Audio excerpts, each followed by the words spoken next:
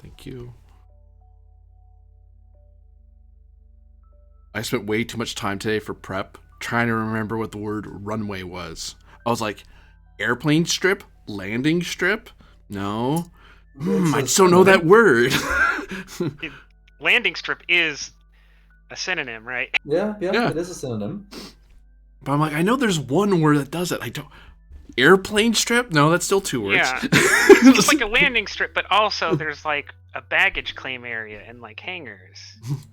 So it's a landing strip with buildings. And we let people elsewhere know. Where elsewhere? On Twitter. We're barely going to be able to handle combat over voice. I don't know that we can handle combat with the bear over text. Well, the bear it's said kind he's of walking way away too anyway. Complicated for that. Yeah, he said he's walking away with his cigarette anyhow, cigar. Boop. And heck, why not? No. Whoa, no, don't do that. Copy. Pasta. People. Or I guess he can say the bear attacks, and then we have to interpret. We have to what kind of attack he does? We have to do some augury to find out exactly what bear attacks means. I'll get the entrails, you can get the bones. We're trying to keep this game as Klingon as possible. Get my chat box. There it is. Hello, everyone. This is the Electric Metropolis video game tour, and we are playing today, like last week, Travelers of Galantine, a Traveler 5 RPG story.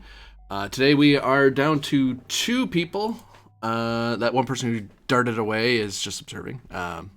But we have ourselves Hervor and Calvier, who will be wearing themselves through the adventure, but everything should be fine. I wouldn't worry about it. You should totally worry about it. Oh wait, I didn't mute myself. Sorry. So it is the year 1111 of Imperial Reckoning of the Third Imperium. The Third Imperium is in the height of its golden age, enjoying the rulership of Emperor Strefan Alia Alkaloi. I'll never say that name right, don't ask me. Long may he reign. I'm hearing happy money pouring in from the stream. I said, hey, thanks, Ensley. Appreciate the view. It's been a full year since the armistice ended the Fifth Frontier War between the Jordani Consulate and the Third Imperium. When a return to status quo de jure, but de facto, the Sword Worlds Confederation have lost many of its worlds to become a new Imperial client state formed in the aftermath. A year of postbellum in the Spinward Marches sector has seen a dynamic shift of recovery, renewal, and opportunity for many a traveler to benefit from, not the least of which the lifting of the sector-wide amber status by the Travelers' Aid Society. Between the interests of the mentalist Jordani, the Imperials with their Darien Confederation allies seeking to uphold their self-appointed warrant of restoration, and the fiercely independent Swordworlders, the will of humanity is made manifest in courts of high pageantry, to the respectable private courts of TAS member lounges, to courts low and dark of spacer bars. Among the million stars, the agricultural world of Beater has 2 persons on a particular spaceport strip just outside of the Border World Confederation Army detachment house or hangar. Standing there, surrounded by very angry Swordworlders, is the Major Hervor, dressed in some sort of armor. What is the armor you wear exactly? This is where I throw a bunch of letters at you.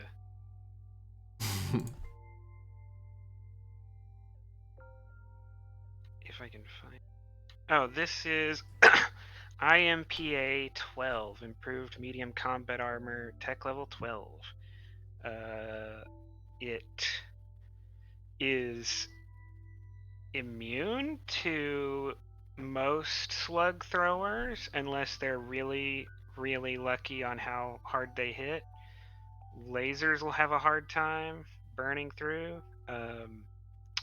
It has a comm system which can reach 6 range bands, so communication is not difficult. It has improved fine controls, which unfortunately the installation of the fine control system, while it makes up for Hervor's poor dexterity, it makes all the drinks taste bad because the suit has integrated snacks and drinks because you're meant to live in it for 3 days. And it makes Hervor go from someone who's of like above average strength to many orders of magnitude, like several orders of magnitude beyond the strongest human. And she is surrounded by a bunch of people who are like battering their hands against her armor. Some of them get a little more desperate and start trying to club her with the butts of their rifles, but the armor just is too much. Unless they start shooting those things, they're not going to do anything. Nearby is Professor Calvier with his suitcase and possession of the Traveler's Aid box that Victor I entrusted to you. What are you doing as you observe this? I would say beatdown, but that would imply the person in the middle was in any sort of danger. Well, this is an interesting phenomena, to say the least. So the professor is going to pull out his notes, and my, these soldiers are exhibiting very ape-like behavior. I must examine further. Eventually, normally what I would do, especially with a quick brawl like this, because it's not a true combat in that sense. It's more of a quick throwing of punches and kicks and stuff. That usually would be a 3-die check, and everyone involved would roll to see who would get hurt during it. What I was going to do, I had thought, I'm like, well, you're in really nice armor for bare-fisted fighting, so, I'd probably make it easier and make it 2-die. Even if I left it at 3 dice, without any modifiers to make that roll harder, Hervor can't lose a brawl check on 3 dice. No, because it's 130. I guess if I rolled 3 ones, 3 right? 3 sixes the other way around. Oh, I thought the 6s. Okay, the 6s are automatic failure. The 1s are automatic successes or something like that. Spectacular success. So yeah, if you rolled 3 sixes, you might biff it. But I'm like, it's 2d6, because you're in like really nice armor. So and they're not. So it's one of those. They spend time doing stuff. Some of them are gonna get hurt. Largely, do you hit back at all, or do you just kind of let themselves batter themselves against until they tire themselves out?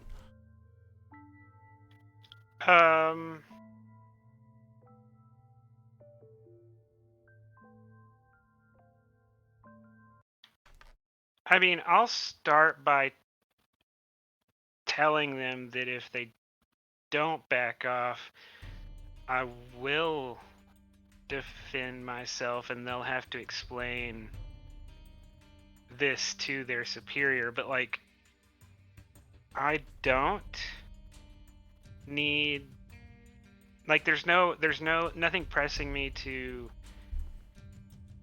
force that decision instantly, right? It's not like I'm gonna say the thing at them and then they either punch me or they agree, right? I can just wait for them to punch me a couple of times and then maybe they'll agree to it, right?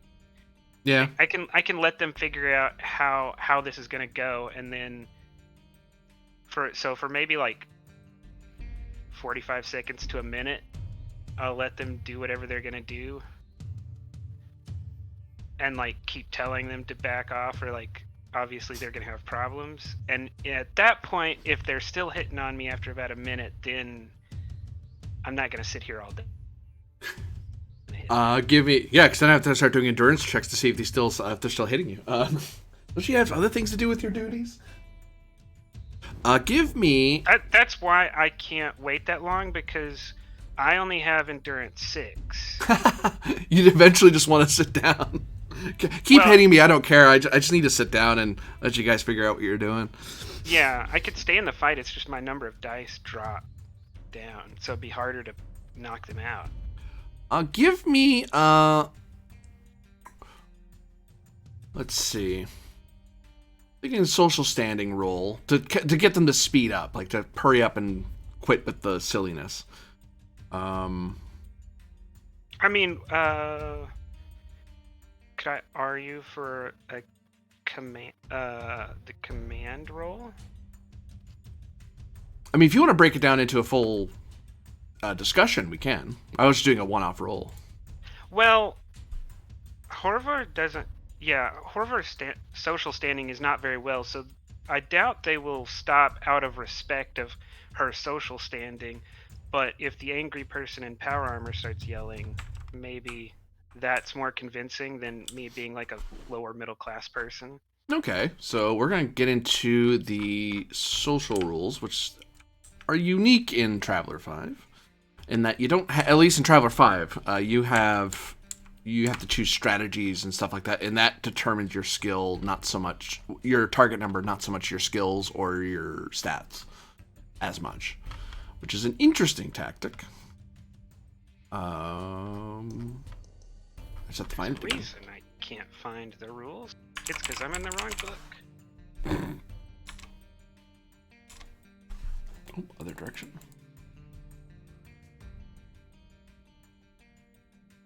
There we go. So you're attempting. So this is a personal. Oh, before all that, I almost forgot about your insights, because we rolled that. Oh, the intuitions. that means one of us is going to get the good one, and one of us is going to get the last one, right? No, the second highest would get curiosity and luck. The person with highest would get insight. Oh, so is the strategy here to roll bad? Give me 2d6 for each of you. You don't want to roll too bad, because then your number's really bad. 6 versus. I hit roll, but roll 20 does not. I may have to roll again.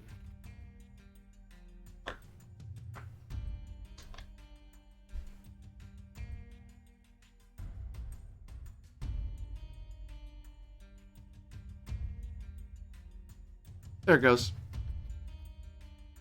So, Hervor has 7 insight. It's your ability to see or puzzle out correct actions, expressed usually as, why don't we try blank? And it can help you figure out whether or not you should try that or not. Whereas the professor gets 6 curiosity and 6 luck. Curiosity being, why is that blank? So something you're wondering about, whether it's an object, the environment, something of that nature.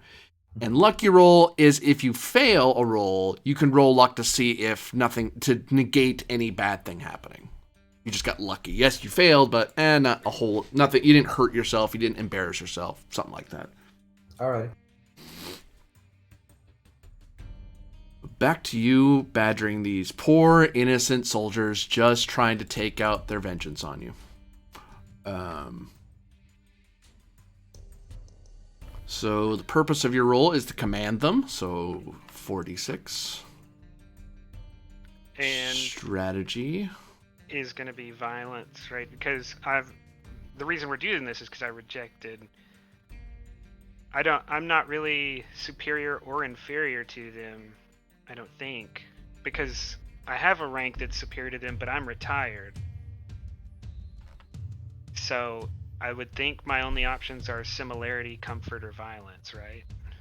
For strategy? Hold on. Yeah. Oh no, the laws of personal interaction.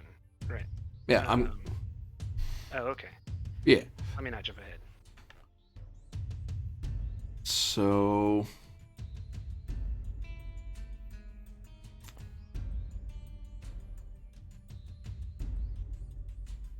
casual enjoyment, discussion, active listening, appeals to force of will or angry. Yeah, so force of will, and then I choose a tactic. So then you choose a tactic to implement your strategy. So you're saying violence? Oh no, violence is one of the laws. Okay. Violence adds a +3 to command rolls. It's right. It's on the next chart lower than personal interactions. So force of will. Pain gives me a +6. I will hurt you if you don't do this.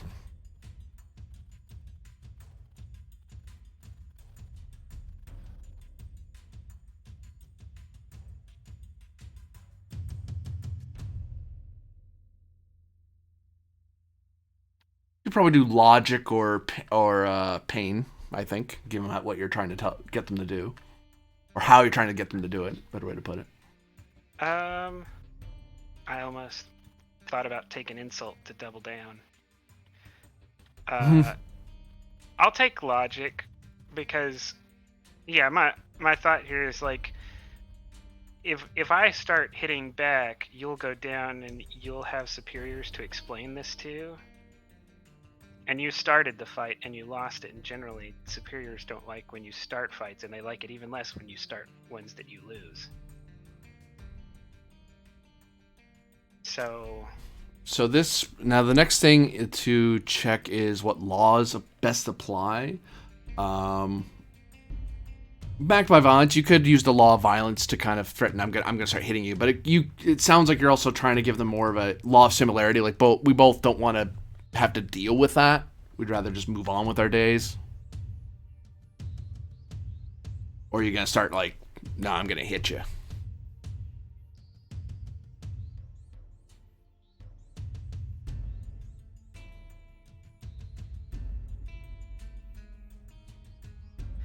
Well, I think, yeah, I think violence, because Okay. while my argument is right, this could go badly for you. The reason it could go badly is because my capability for violence, right? It's me and power armor that's the thing that could make this go badly for them. If I didn't have the power armor and wasn't willing to use it, then they would just win this. They'd just beat me up.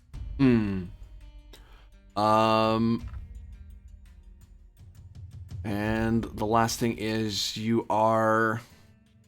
So if you're using violence, that also means that you use your fighter as a mod to the roll. To the target number, rather. Skill and knowledge, or just skill? Just skill. Okay. Just fighter flat. Okay, so I'm rolling 4 dice, and my strategy is force of will, which is a 3, and the tactic is logic, which multiplies 3 times 2 is 6. 6, plus 3 for command, So 9. and plus another 6 for fighter. 15. So 4d on a target of 15. Yep.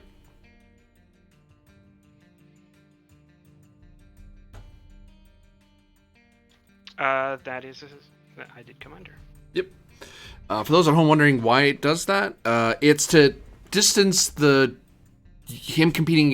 player competing against me, the ref, and you're rolling against the character in this sort of matrix. That's the idea behind it.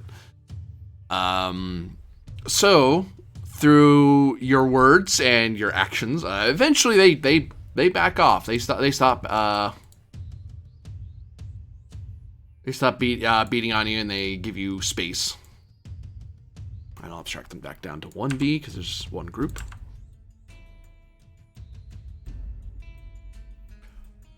They all kind of look tired, and they kind of grumble among themselves. You do notice that because the roll succeeded, you do notice that some spaceport security officers were starting to cross the runway to get to what was going on. But when the fight just bleeds away like that, they just kind of slow down. Instead of a quick jog, it turns into a slow walk until eventually they come to a stop, and they kind of crane their heads to see what's going on. They see no one's on the ground. There's no shouting. And they hang about for maybe a minute before they kind of shrug and they go about their business.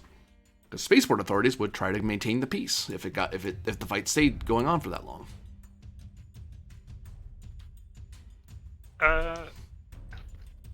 Well, Harrower is going to start walking back to the group to move on, because the goal to come out here was just like, hey, can we get a quick jump over to the army base?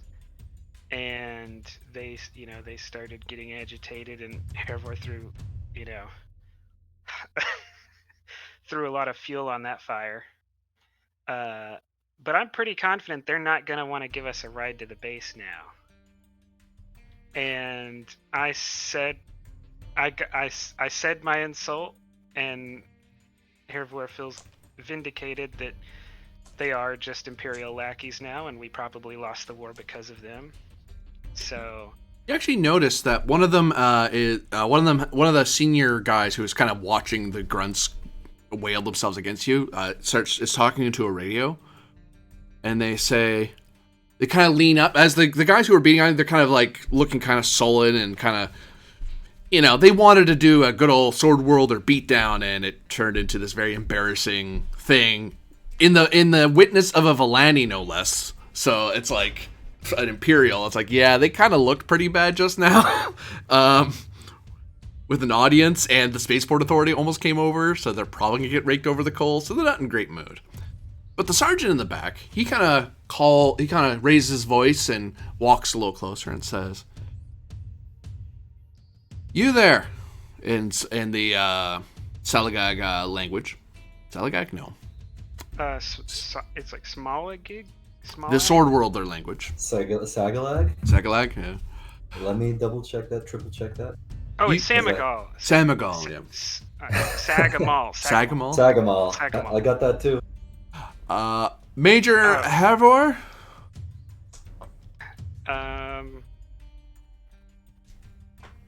Yeah, I'll turn around and say what, because my opinion is kind of low, so I'm not feeling like being friendly, but I'll give him a chance to say what he's going to say. I'm on the wire with Captain Astvar. He says he met him once. He said we're supposed to give you all courtesy to meet him at the base if you're interested. The people kind of look at the sergeant. The sergeant just shrugs like, "What? I'm just passing a message." Is this captain the person we're going to meet? It is actually. I think he might be one of the people we meet. Okay. And he says he's met me before? He says so. Because I thought he was a Darien.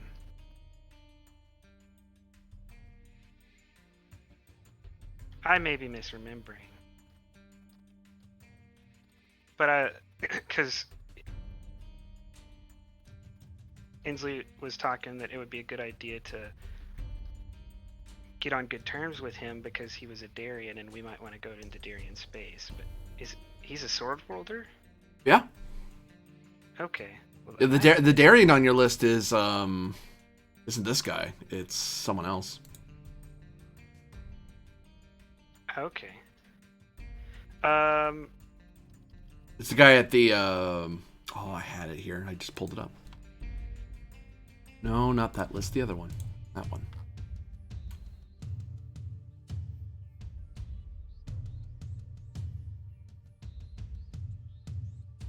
Oh, I bite my tongue. You're actually right. You're going to meet. I got it mixed up in my head. For some reason, I thought you were meeting this guy to drop off the package. That's not right. Captain Asavar is not the guy you're supposed to drop it off to. He's just someone who works at the Border World Army base. Do I remember where I know him from?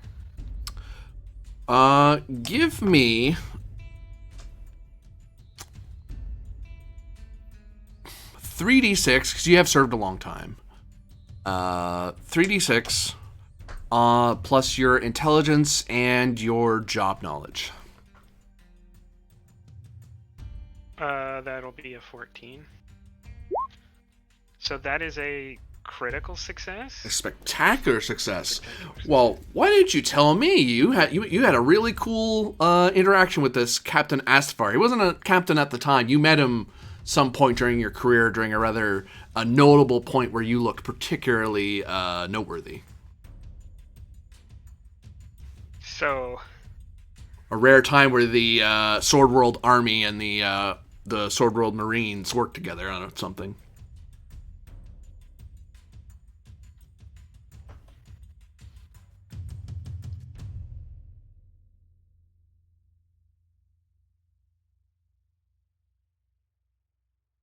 Shall we take him up on his offer?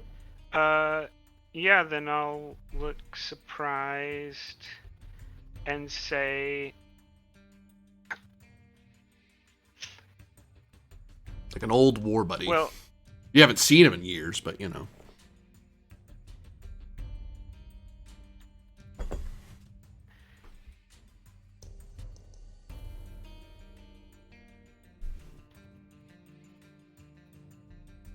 Yeah, the sergeant and the troopers kind of look at you kind of expectantly.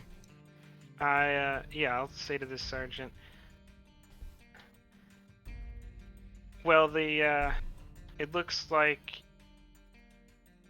your captain's interested to run into me, and you owe me a shuttle ride. So why don't we make it a smooth shuttle ride and call all this even? Some of the guys start mumbling. The sergeant starts barking orders like, "What are you idiots still hanging around here for? Don't you have something better to do?" And they kind of back off, and the sergeant just kind of glares them away, and then looks back to you. We can give you a shuttle if you want, Major, but we could probably take you over in a grav lifter. Depends if you want to go suborbital or not. That would be splendid. It's quicker as well, isn't it? Yeah, you don't have to deal with spatial control, aero control, and all that. You just have to do your own traffic. We'll chauffeur you there, basically. Please, then you could have said so sooner. Let us go. We have a package to deliver of the utmost importance. Rock hopper. You notice that the Tarbin and the Baronet have made themselves scarce before, as the fight kind of raged on fairly quickly. Where they've taken off to, they haven't quite said, but one can presume that if they're anywhere, they may be hanging about at the Traveler at the Lone Star, or they may have some personal business they need to attend to. Like not getting beat up by the army. Yeah. Or getting arrested by spaceport authorities. Going like, hey. They'll meet us at the restaurant later on, I'm sure of it. Yeah, I mean, to be fair, this interaction was started not... Hervor didn't turn it into violence, but it started because Hervor made a comment, and they've known Hervor for like an hour and a half or so. So like, I guess it shouldn't be expected that we're gonna throw down and all die right here. Oop, oh, wrong thing, sorry.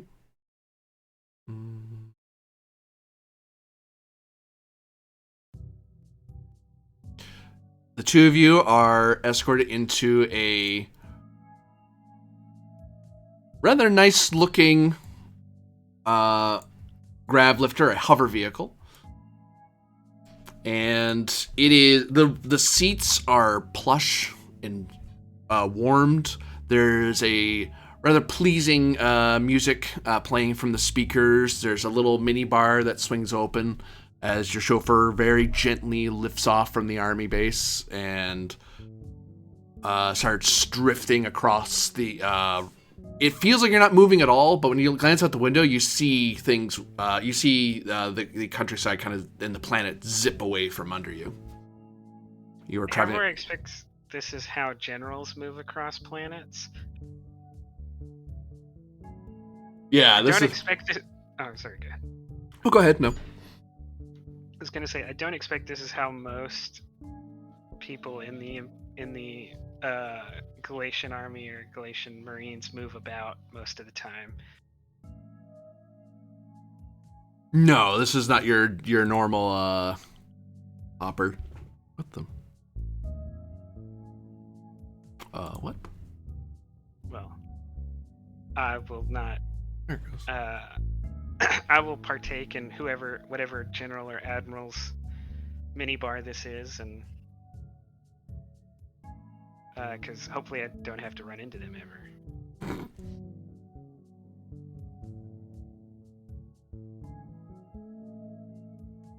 And as for myself, I shall enjoy the ride. It's not every day you get one of these. Actually, I used to get these a lot. Not so much anymore. Yeah, this feels like to the Major, this feels way above her social standing. She's never been in something this nice before. The Marines don't really worry about such things. This is something that you would drive around with a baronet in, or baron. Like, this is a very nice, high class luxury hopper. Which there, as far as Beater itself goes, right? Because of the rankings, there's only like one baronet on Beater, right? There's only one person of that official rank. Maybe he has family that are also of the rank, right? But because isn't it like Knight's own planets and or Baron's own like whole planets or something, and like Count's own systems? Well, a place may have a place like Beater would have. Let's see. If a baron was owned a world, they would have property on a world, but there'd be a knight there as well. Like a baron owns the whole world, a knight would have a property on the planet somewhere. Okay.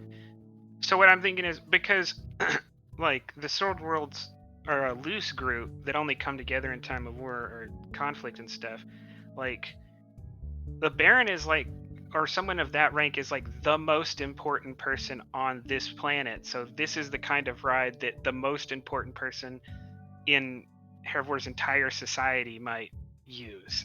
Yeah. This is the presidential lifter. Yeah, this is like an Imperial driving around in the Emperor's carriage. Or Emperor's hopper, or whatever.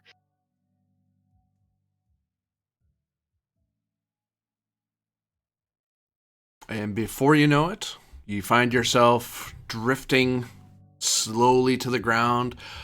You notice that you're not being dropped off at the normal landing areas where general guests and your basic infantry would land. You're landing a lot closer to the officers' quarters and housing.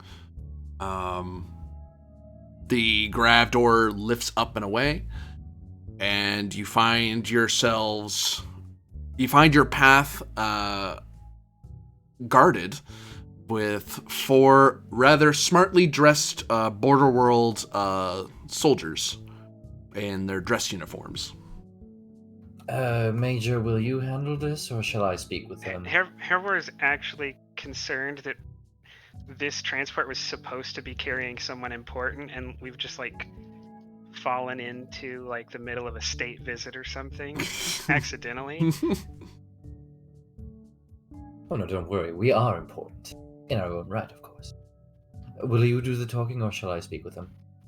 I'll do the talking. Go ahead. They're your people, after all. There's just the soldiers here at the moment? Yep. They're just waiting outside, kind of like 3 on either side, just making sure no one can get in your way. Then I'll step out and wait, because I assume they're gonna do something. Or someone's gonna say, oh, the captain is this way.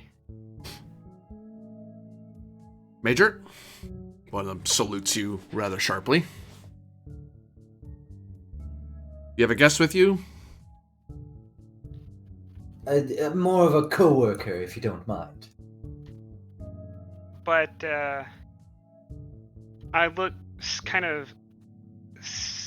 Actually, I don't think you can see my face. I'll turn towards Calvir and say, yes, he's with me. I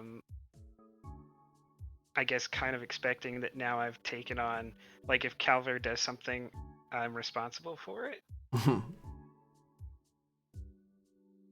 And I'll reply to the soldiers in perfect Anglic. Yes, I'm with the Major.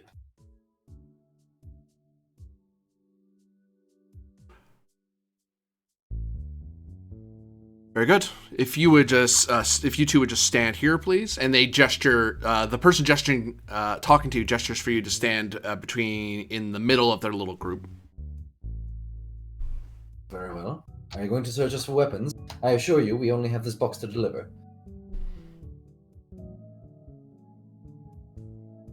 The captain is fairly confident that the major would ensure you would abide by our planetary laws. Then scan away, if you have anything to scan. Oh, there's no need. We would not challenge the decorated honors of a major of the border worlds.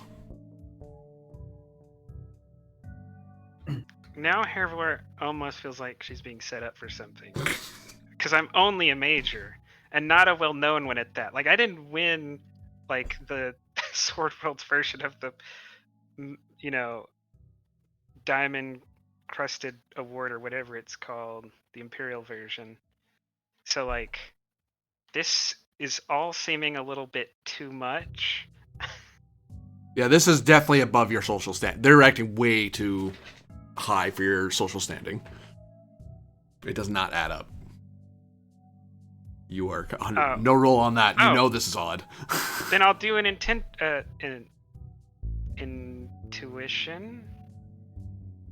Intuition roll? Okay.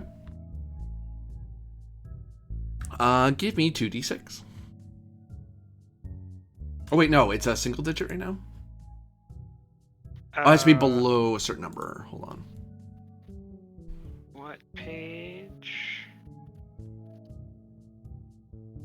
Intuitions. Oh, intuition's 180. If it's 7 or less. If it's less than 7. Okay, yeah. So I started at 7. Yep, so you roll 2d6. And then the rest are gonna... Any others I do this episode will be at 1d6. Yeah, because it goes down by 1. 8? You're not entirely sure, really.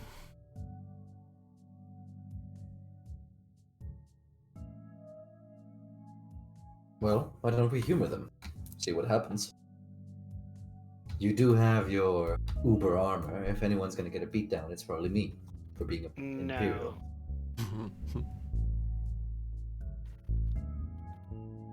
I'm not gonna have that conversation in front of the soldiers, but on a meta level, we're now in a place where this armor is mostly meaningless. They have the weapons here to handle this.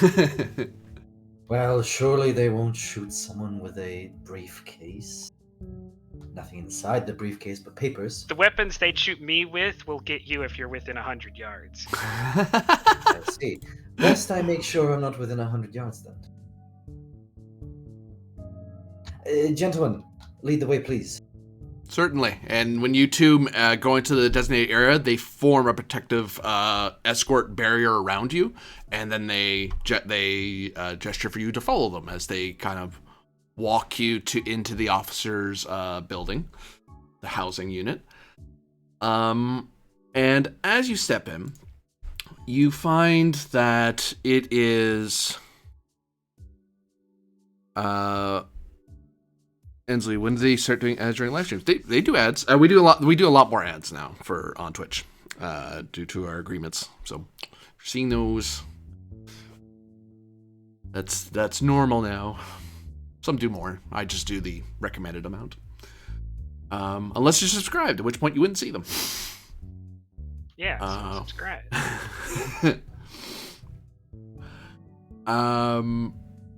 Yeah, when you step in, it is rather well decorated and clean looking, well lit. Pictures of rather notable officers of the Border World military, kind of in cool holographic depiction of some battle or another. Sometimes it's the sort of picture that if you hovered your hand over particular things in the picture, a helpful little computer sub-hollow window would open up and you would see like a little descriptor, like, hey, this is a T-25 tank with these modifiers on it. Or this is even the little soldiers you'd see. It's like, oh, this is soldier number unit, da da da da da. that sort of thing. It's very almost museum quality level. You see various officers milling about. Some of them nod in Herver's direction. There's not a lot of looks of recognition. A couple of familiar looks look at the professor. Calvier, you mostly helped. Your career was helping Imperials, but your papers are well known when it comes to biology. So anyone who's done any level of xenobiology would be familiar with your work to in a passing degree. Mm-hmm. The birds and the bees do get around these parts.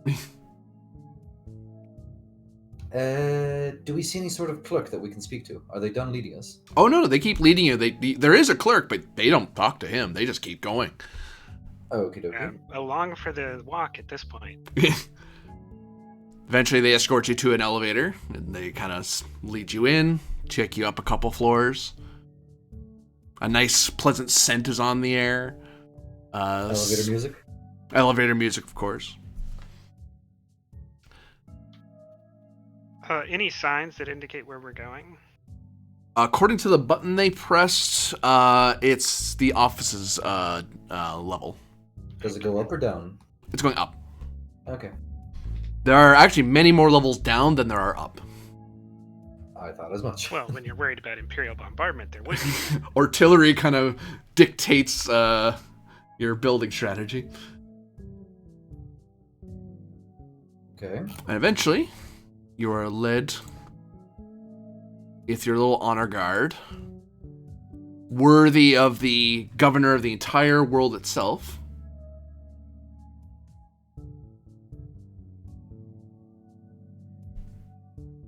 To a pleasant-looking office with a beautiful view of surrounding buildings. And you're actually looking out into, not into the base itself, but further into the housing block of the base. And it looks extravagant. Which, for Hervor, for the professor, this is, maybe they just have really nice bases here. Maybe that's a sword roller thing.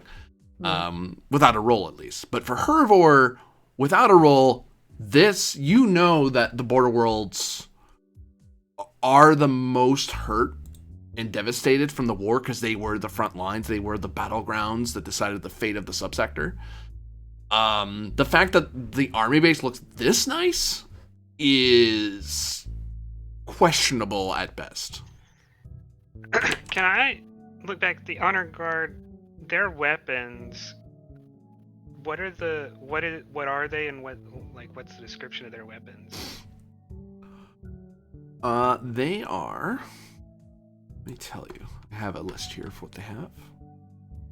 Oh, just in case we decided to attack them? Yeah. Thought it might come up.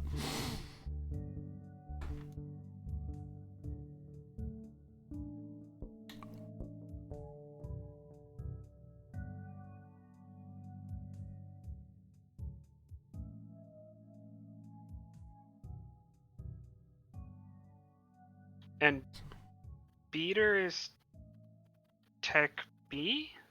Or Tech... It is Tech A, 10. Any of these weapons look higher than Tech A? Yes. They all do? Yep. They seem to have some sort of modified carbine laser rifles.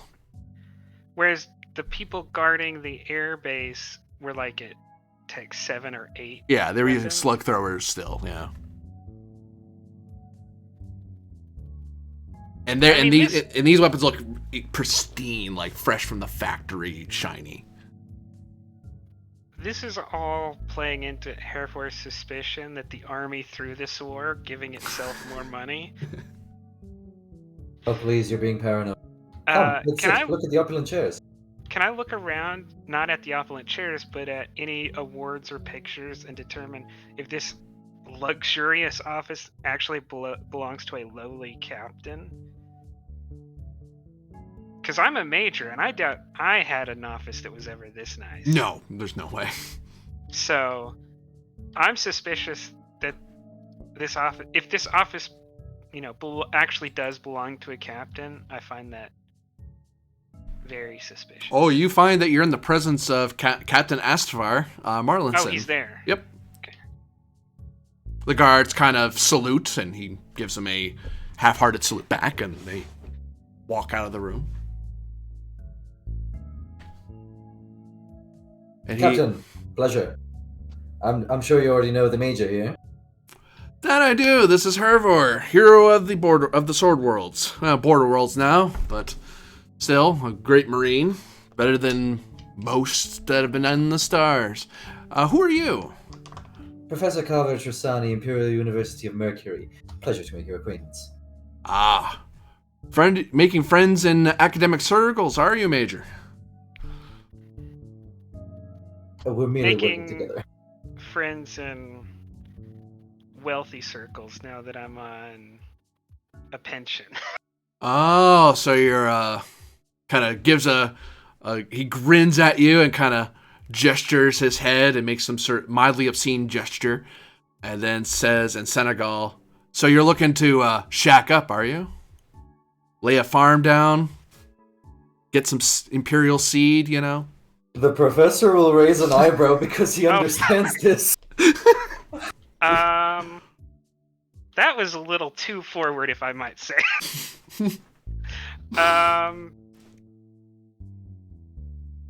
I can't start a fight here, can I? The professor will interject in Sagamal and he'll say, "We're here for work." Oh. Yeah.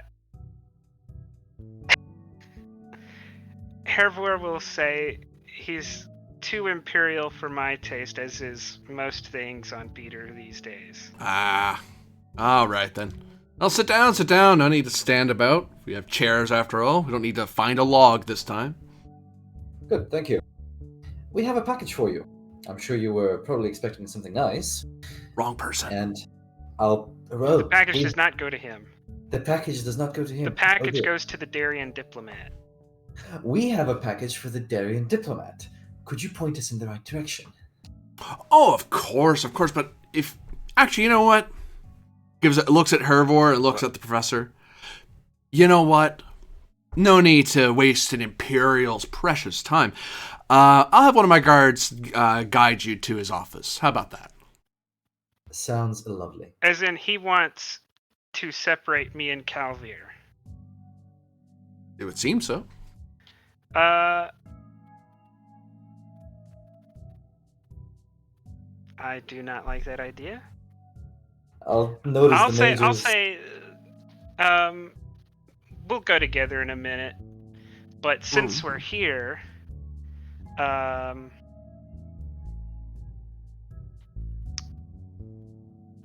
I would, this is kind of beyond me as a player to do, but I want to engage in pleasantries about the war and turn that into a conversation on how he can help make me money.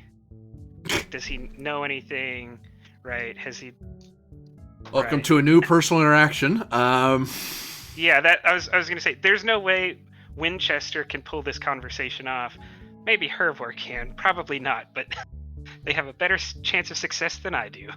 Do I hear banjos? You wouldn't hear banjos. This is a sword world. You'd be hearing like epic war horns and drums or something. There's a guy in the corner. He's like singing / saying a great battle that happened not too long ago and how the gods were involved. So you're querying him about how you could make some profits and well, I definitely want to start off with the corrals, right? Oh, so you're gonna sit there and just chat, yeah. You know, just be nice. Try to get him to okay. So you're carousing with them. What strategy you're coming about this? Just enjoying yourselves, just chatting about stuff, or you're just having a nice, pleasant discussion about the war? I think the strategy should be enjoyment, Okay. right? Because I'm enjoyment. That's the only one that's one of the few that. Oh, I guess I could do discussion too, because we're talking about the war. Mm-hmm. but I was because those are the things that kind of tack on with familiarity, and that's the only thing we haven't. That's all that I've got going for me, right? Yeah. So probably discussion Okay. or enjoyment, whichever one of those you think makes more sense. I'd say it's a discussion. I don't know if you're exactly enjoying your time with him at the moment. Because you're kind of being a bit right. prickly at the moment. I don't actually enjoy this. Because ideally you'd be doing you're doing the same thing. So next is which tactic you're coming about this. So you're sharing common interests by the sound of it, talking about the war. Yeah. So I was thinking familiarity. Familiarity for the tactic, yeah. Familiarity. Sorry. I am known to you. Oh, different one. He's a friend or an acquaintance. Yeah, okay. So different attack. Got it. Any mods that come into this? Not really. We're similar, right? Or I mean, actually, I don't think it helps on carouse. I was about to say, yeah. Similarity does, but superiority doesn't. But I don't know that I count as a superior because I'm retired. You would be considered superior to him. Because in the same military structures, you outrank him now. Okay, so then that doesn't help me. Yeah, doesn't hurt you either, thankfully. No. So you're carousing with them. You're discussing with them. So discussion 1d 3 plus or times 2, so 6. So yeah, no, you just don't roll a 6. Actually, no, it's a single die. Even if, you can't fail now. I don't think. Because 3 times 2 is 6. Because it's a single die. A 6 doesn't mean automatic failure. That's only 2d6. Yep. So I just carouse, right? Yeah, you just have a nice soul time talking with him, and he enjoys talking to you. He's having a fun time talking about the war, and you get the feeling after talking to him, that's what he wanted. Like, he wanted to talk to an old war buddy. He heard you were here. He's like, you know what? She wants a ride? Okay, I'll give her a ride. Sure. She wants to chat? Hey, I'll chat. Sounds fun. Get to meet an Imperial. I mean, he'll live with that. But he does, he is pleasant. He does include Calvier in the discussion when they'll bring up stuff about, hey, there's this cool world we heard of, and we saw this, that, and the other. We can't tell you. It'd be classified, har, you know. He's nice and jovial in his conversation. At one point, I'll give her just a little bump. It's like, hey, we gotta go. I guess I'll open the face. I'm sure I have the faceplate open this whole time. Mm-hmm. Is there a facial expression which means, hold on, I'm going to make us money? You make a generic Anglic hand gesture of money, you know? Because the reason I did carouse, because I'm pretty sure carouse boosts queries and persuades. Or I may have read that wrong. If you feel like we can get money from the army, be my guest. Just remember, we're still on the job. Because you succeed at carousing, you get +1 because they're now more friendly to you. And actually, at this point, I would give you +2 because he was already friendly to you because of your extraordinary success from earlier, your spectacular success from earlier. He already liked you to begin with. You just gave him more reason to like you. He's like, oh, I heard cool stories. Wow, she's still a pretty cool person and knows stuff. And wow, I didn't know you did all that after I saw you last. Oh, that's neat. All right, then. Obviously, the army has money, so next move into a persuade, and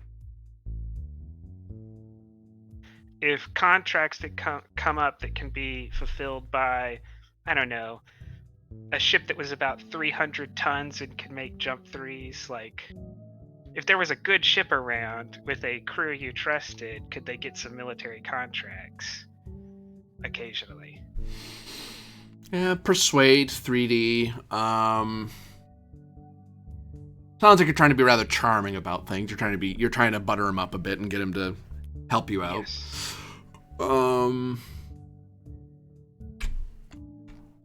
Which I don't think charming does familiarity. It either be that or appeals to. Do this because of this. You should do this because I have a good way for us both to make money. Oh, charming has authority ×2. But I'm not appealing to authority, right? You're not saying I as a major am telling you to do something. No. If any tactic, you would be taking common interests. You want to make money, I want to make money. Or culture. We're both sword worlders. We should look out for each other. Do culture, yeah, right. There's going to be a lot of these Imperials moving in, trying to get money off the army. You know, let me, a sword worlder, take the money. Appeals to culture 3 × 2, 6. Plus 2 more, 8. Imperial in the next seat. So you said it was charming is 5, and then you're at 9 currently. Culture, because appeals to is 3. Oh, I was going for charming. Well, charming, sorry. My bad. All right. So 5 × 2, 10. Plus the 2 you got for being friendly, so 12. Plus law superiority. Superiority, so plus 2 more. That puts to what again? Lost the number. So 5 × 2 is 10, plus 2 from plus 2 from superiority, so that's 12, plus 2 from carousing, so that's 14. On 3d6.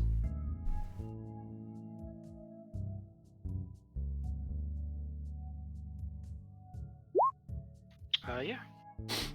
Yeah, he's more than willing. You go back and forth, and he kind of he's amenable to the idea. He can talk to the procurement and logistic officers and figure something out. The army could always use the Border World Army could always use someone to curry things. I mean, if you have if you can get to a ship and you can get some trades done, that saves him a lot of time having to work with the Imperial Navy or the merchants.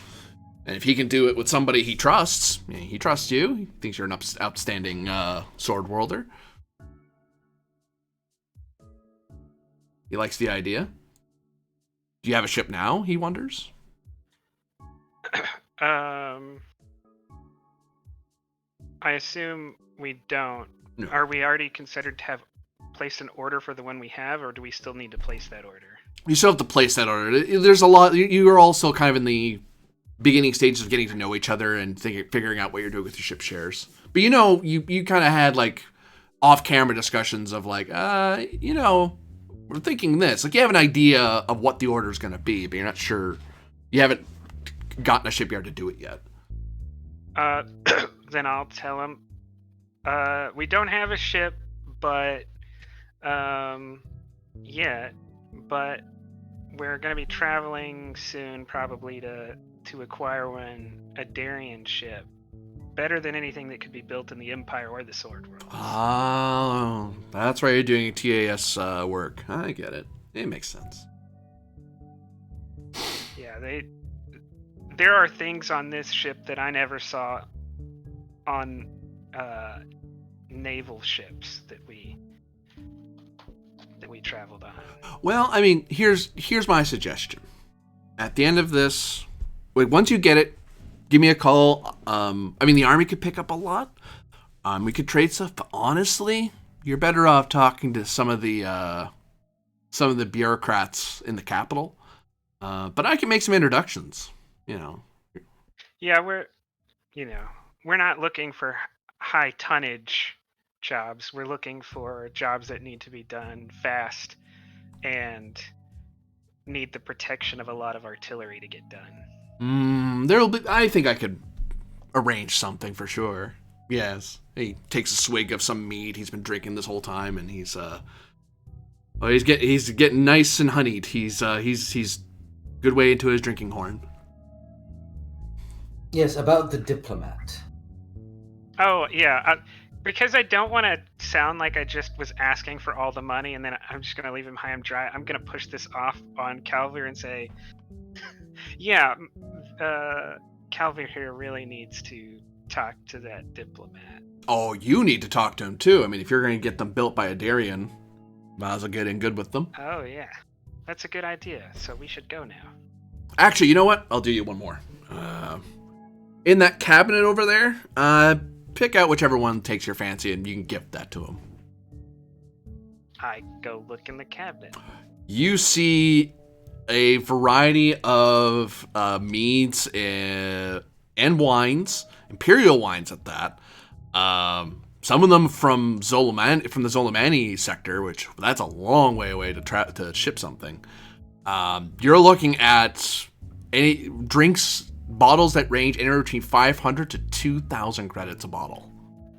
I think Hervor opens his cabinet and sees these bottles and sees like a company's worth of dead Marines in this cabinet. This is why we lost the war. I don't. Hervor is going to close the cabinet and say,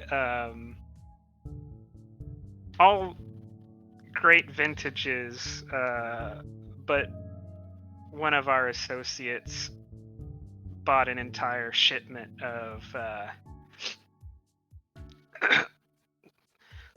a several decade-old vintage from the Soleimani homeworld. So we'll be using those just to resolve this contract. Because there's no way Hervor can deal with using that wine. Oh, okay. And he shrugs and just one moment. And he touches a contact on his table and says on his desk. Yes, the major and his guest wish to meet with the Darien diplomat. Make sure they get there without any undue slowing down. Yes, thank you. Absolutely. The professor will rise, straighten out his suit. Captain, it has been a pleasure indeed. Oh, Hervor, the war's only been over for a year, right? Yep. Hervor asks, turns around and says, I was at this base, I don't know, like 6 or 7 years ago, and I don't remember it being as high tech and as pleasant. It seemed run down at that time, and basically what Hervor's trying to achieve, I'm trying to determine if he corrects me in saying that, oh no, this base has been this lavish for 20 years and then the corruption started before the war, or like if he agrees with that statement and is implying that the corruption has started after the war started. He says to you, well, actually, it has improved quite significantly. The local bureaucrats have been seeing a lot of donations from a new church that's been coming on the rise, and they decided rather than hoard the wealth at the top, they would make sure that it trickled down to the various guardians of the Confederation. So, I mean, in time, all of the Sword Worlds, well, the Border Worlds, will look like this, I think. Give it another year, and you may be seeing restaurants this lavish. Which confuses me, because that might explain why his office is lavish, but it doesn't explain why the soldiers at the airport had bad equipment, right? Yeah, you're right. He has said something that doesn't make a whole lot of sense. Can I use an intuition to see if I think he's lying? You don't need any intuition for that. He's clearly lying. Well, in my opinion, he might be, but I know this from experience and from having lied quite a bit myself. Go ahead. But can I use an intuition? You can if you want. So this is just a d6, right? Yep. And what am I trying to roll under? Well, you're rolling You're actually rolling curiosity, which is still 7, I believe. So actually you roll 2d6. You're trying to roll 7 or lower.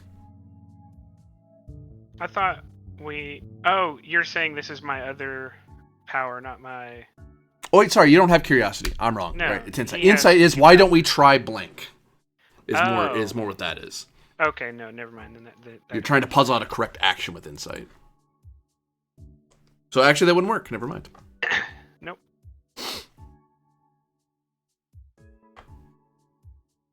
All right, I'm moving on with Kelvier.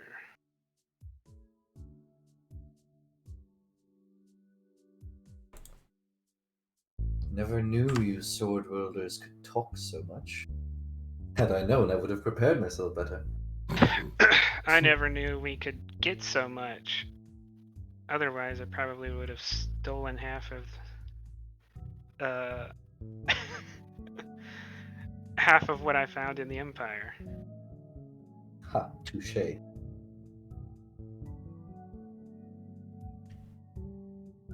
The guards walk you two along. And eventually they get you to an elevator. They take you down to the 2nd floor rather than the 4th floor that you were on.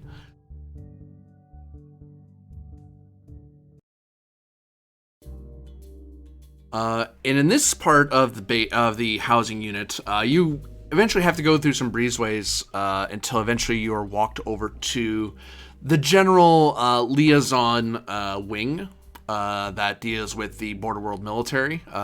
There are some offices dedicated to.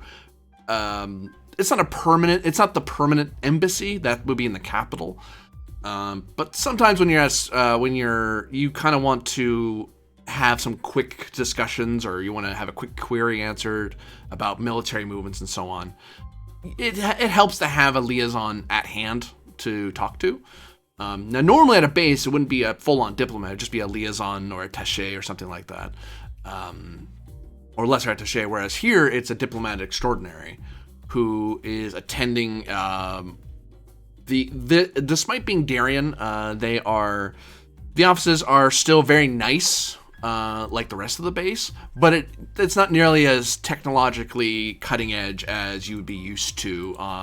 The stories you would have heard of in the Darien Confederation. Okay, and the diplomat? Is he here? And as you're let in, and you meet a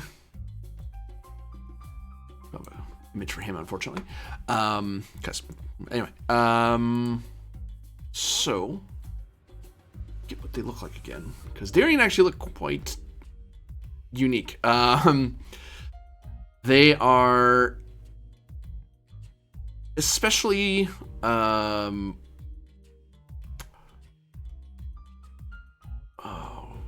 it up, that'd be great. There we go. They have slightly pointed ears, rather fair features, light hair, very slight builds. And this person just kind of turns and raises his eyebrows at you and sees the guards. They salute at him, and he kind of waves his hand like hello and yes. Look. We have a gift for you. Oh. He looks at the box in your hands and sees the Traveler's Aid Society logo. Oh, just put it on the desk there for me, would you? Professor will put it on the desk. He kind of taps the top of it, and a little flip screen spins around, and he taps at it gently. The top slides open, and out is presented a rather gleaming flute. Takes hold of it and kind of turns it in his hand and nods. And he plays a note or two on it, and kind of rather rich sounding note. You can hear a slight synth undertone in there somewhere. But you don't see any electronics that would be attached to it. To you, it just looks like a flute. Kind of nods appreciatingly, and as he sets it on his desk, you notice that where his fingers were touching it, there's a slight color to it, like almost a an iridescent blue or green. Why is that? You're asking out of curiosity? Yes. I'll roll curiosity. That's a 1D because it's a 6, Yep. or Yep, if it's less than 7, you roll a single die. we got it. Yeah. You've heard of, that is a Darien emotive flute. A person would play, doesn't only play the notes, but through the contact, there's a slight sonic impression or emotional connection. So you can actually generate holographics away from the flute that give a general idea of the emotive state of the performer. And skilled performers of this particular Darien flute can actually depict rather pleasing stories or very abstract stories. It is a very high-tech flute. And that's, the color coding is the telltale sign that that's what that is. Because you kind of don't want to break the aesthetic of the flute in Darien society. You still want it to be a flute. But they want it to be a flute and something else, like most of their technology. Did it display any emotions from him? He only played like 1 or 2 notes. So it wasn't enough for the hologram to turn on. He actually did enough that it was like, oh, okay, it is what I think it is. Like, he looked at it and was like, oh, that looks like what I think it is. Played it, I know it is what I think it is. The professor will take the box back. I hope everything is to your liking. Oh, very much so, very much so. And the two of you are? Just How rude! How rude of us! Of course, this is Major Hervor. Major, you can introduce yourself.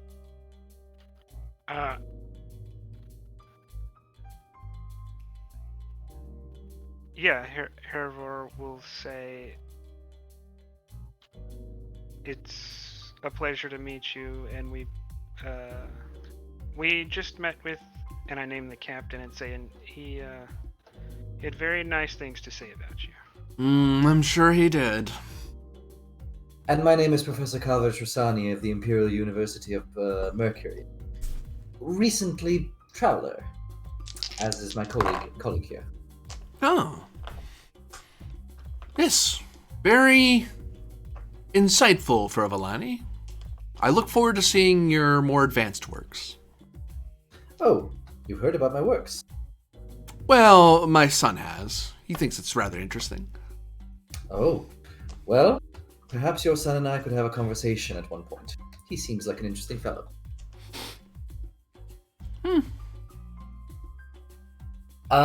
But before we leave, I just wanted to let you know that, as I have mentioned previously, me and my colleague here are travelers. Recently became, in fact. And we are always searching for new opportunities, such as this one. Although this is a beginner's job, we are willing to take on other things should you have something for us.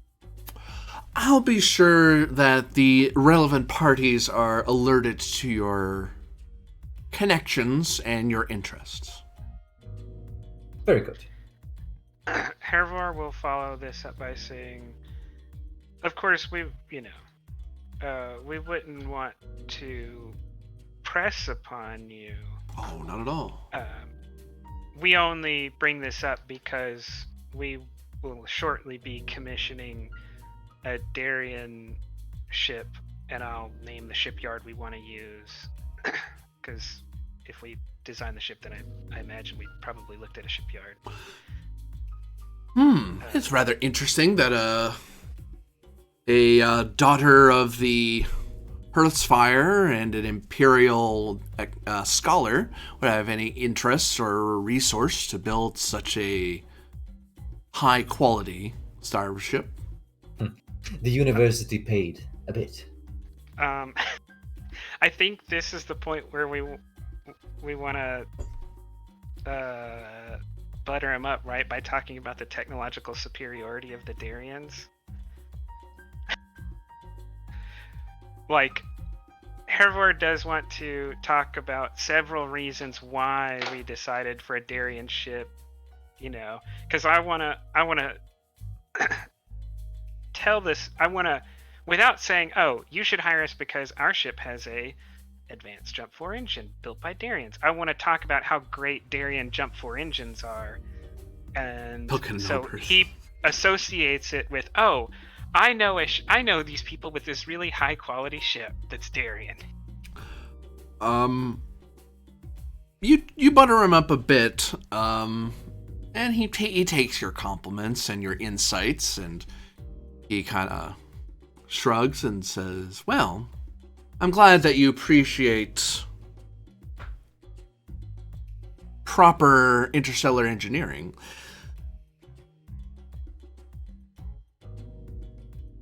And I'm sure, in time, you will be deserving of the finest technology available to humanity. Yes, that is quite right. We hope you enjoy your present, and on behalf of the Travelers Association Society, we bid you good rest of the day, I hope.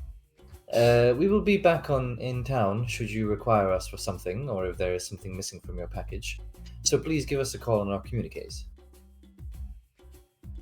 Major, I think it's high time we left the diplomat to perform his duties.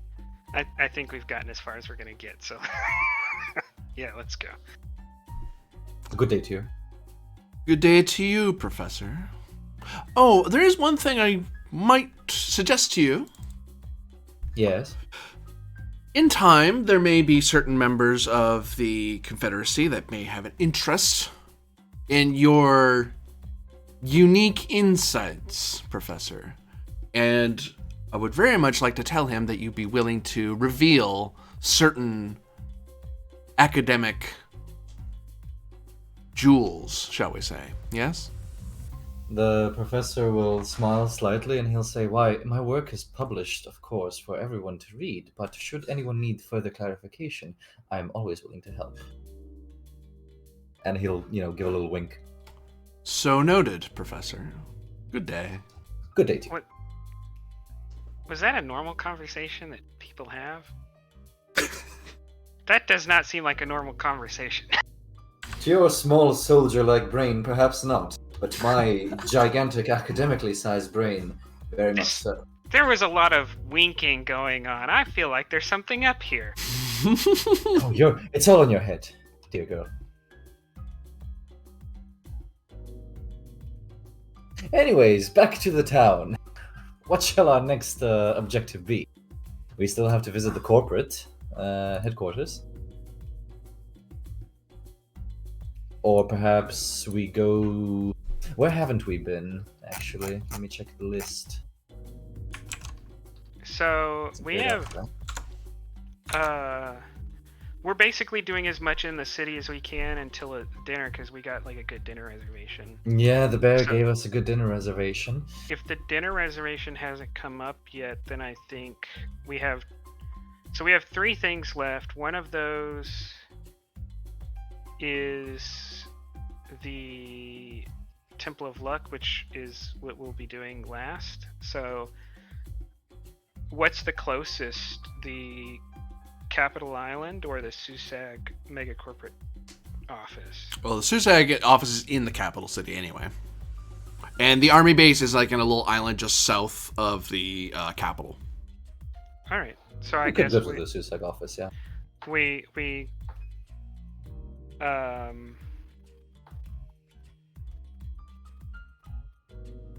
Can we hitch a ride back to town? Yeah, we see if we can hitch a ride back to the capital city and go to Susag.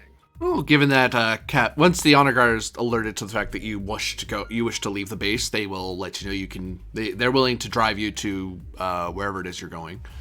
Excellent. Back to town will be just fine. You want to go back to the Star Town, or you want to go to the capital? To the capital. Okay.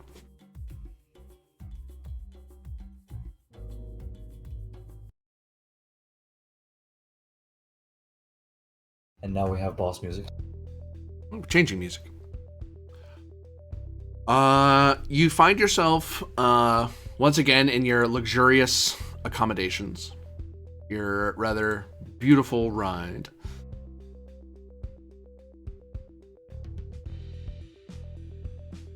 What do you think our approach with the corporation should be? I mean, you've done some work for Susag, haven't you?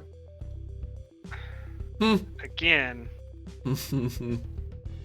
when we say I did work, we mean Susag had economic opportunities that were imperiled by people of lower social economic status, and I helped remove that problem from their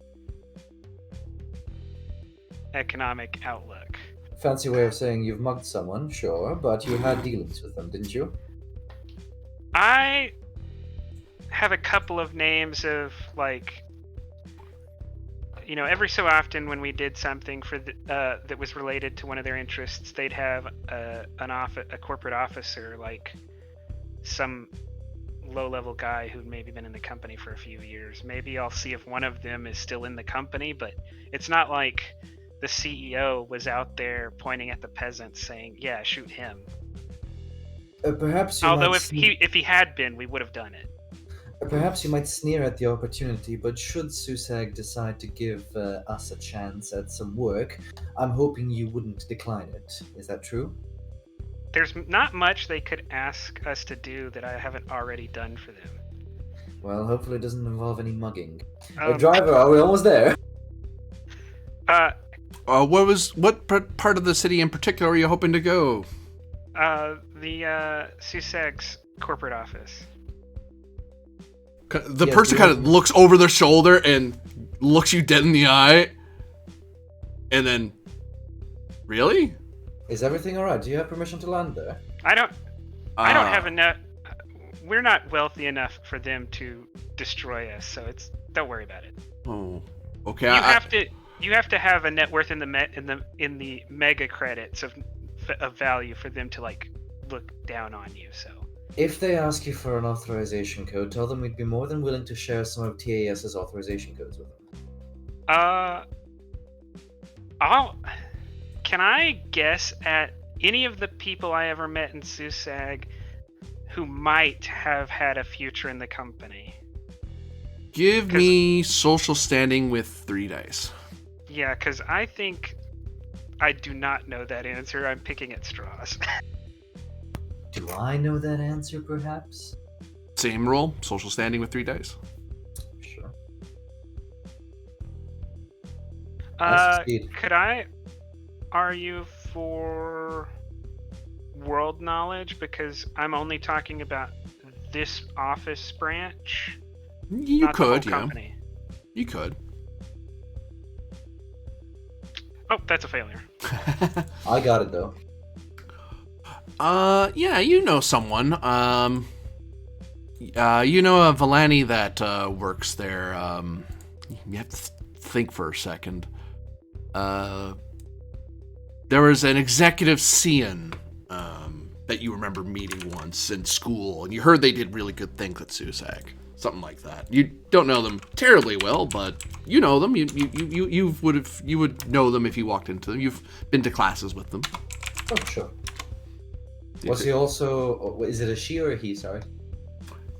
That is... a lady.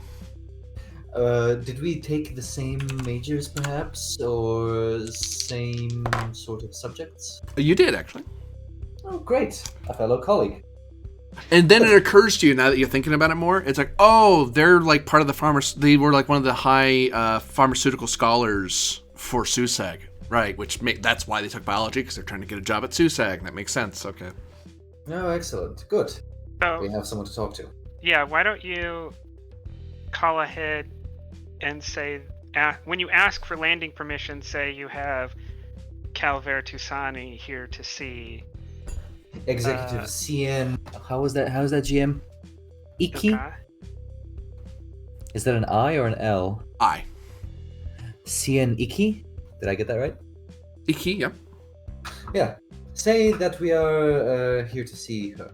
One Professor Calver Tusani is here to see her. 1 second. Person.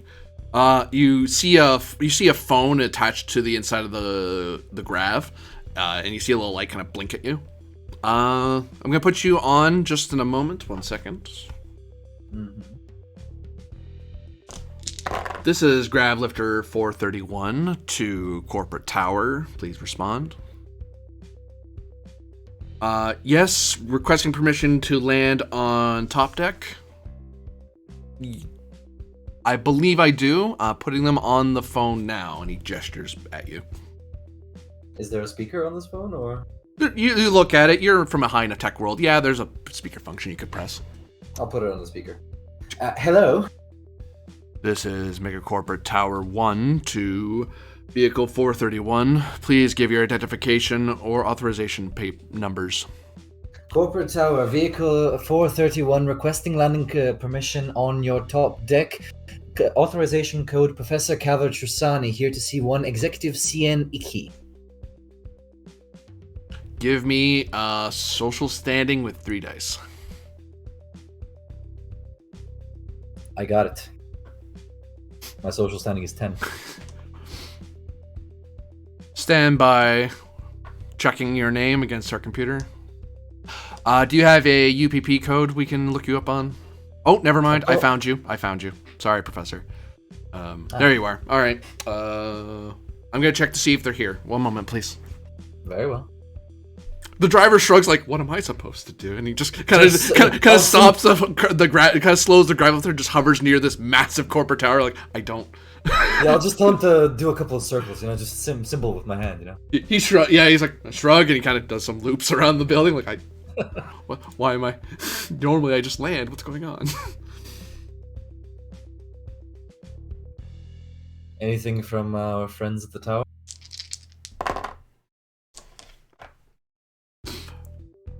This is Corporate Tower to Vehicle.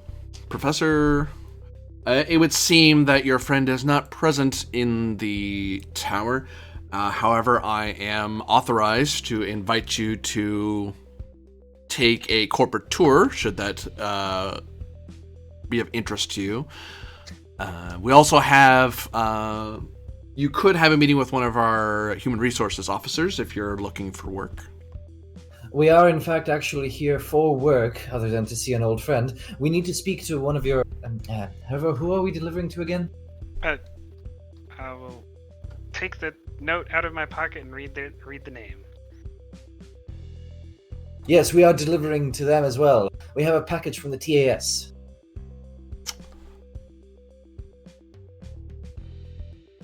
Gravlifter, you may land at pad 3. I'll symbol over to the pilot number 3. He nods and kind of turns the controls, and you kind of drift down onto this. When you come up to the mega corporate building, it is a spire that is just shy of being too tall, because there's certain height restrictions that are on the Sword Worlds because you're not supposed to have a nicer building than the ruler of the planet.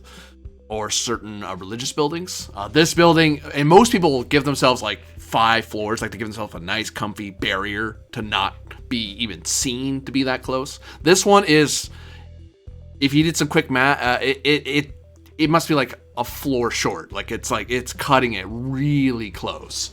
And most sword worlders wouldn't dare build a building that tall. This one's fairly tall. It juts from the city. The landing pad is at the very top, and you see a variety of automata moving about on the deck, various automated turrets kind of lock in on the grav as it comes to land, and eventually the turrets kind of hide themselves away. Okay, and the person kind of taps controls on the grav lift. I'm supposed to go back to base, so... You may go. We'll find our own way from here. Thank you very much. Thank you. And let's exit this grav. Now, Major, does your suit have any, civilian looks to it? Is there any way to put it away? No? Must you wear it? Not that one. It's not illegal. If you say so. I'll leave it down that one. Just put on a smile. Corporates love a smile. I have a closed faceplate and I just look at him. And try to open the faceplate, dear.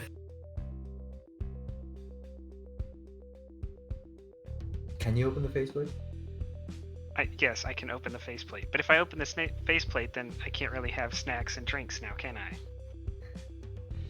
You make a fair point. However, we must be nice towards these people, and they shall be nice towards us. You find yourself intercepted rather quickly by a pair of Villani women in very nice-looking suits. Although the anyone from a tech world, how high tech is Calvier from? He's from. Oof. It's that last one. Do you have the rulebook open? I got Snake Eyes on the world roll, so Alel I think is Agri World. There it is. Hey, it's the same. You see, your planet as advanced as this planet is. Okay. Yeah, you look at. There's something weird about their clothes. Are you not sure what it is? What is it? Do you want to roll curiosity? I'm curious. Yes. Yep. I believe you're down. You're down one, and you roll. Yep. That's reflect. Very high tech reflect. It's the sort of thing that makes you immune to laser fire.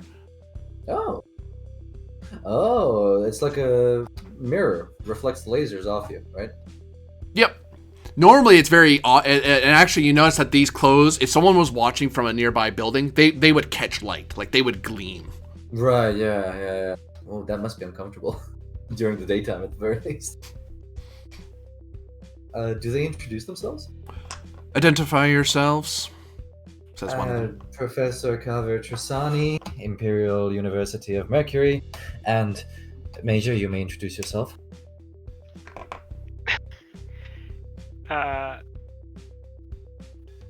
Hervor Agentir's daughter, associate of Calvir Trusani. Yes, we are here to see one of your... However, who are we here to see again? Some executive? We have a package from the TAS.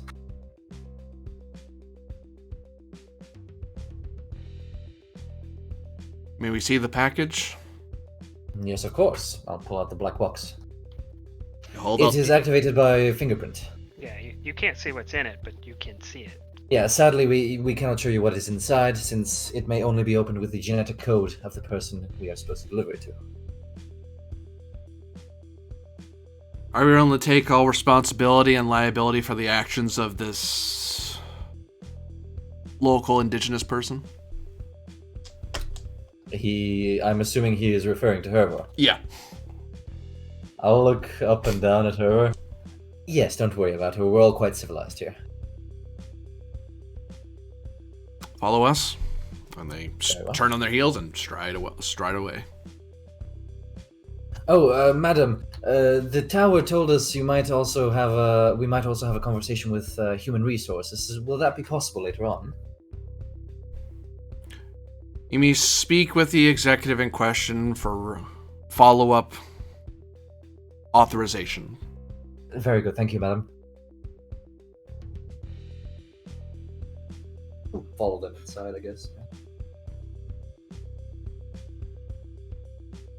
As you walk through the building, it is the insides, although the outsides seem to be almost that gleaming sapphire spire of the city. Actually, sorry, I take that back. It's not sapphire, it's iridium.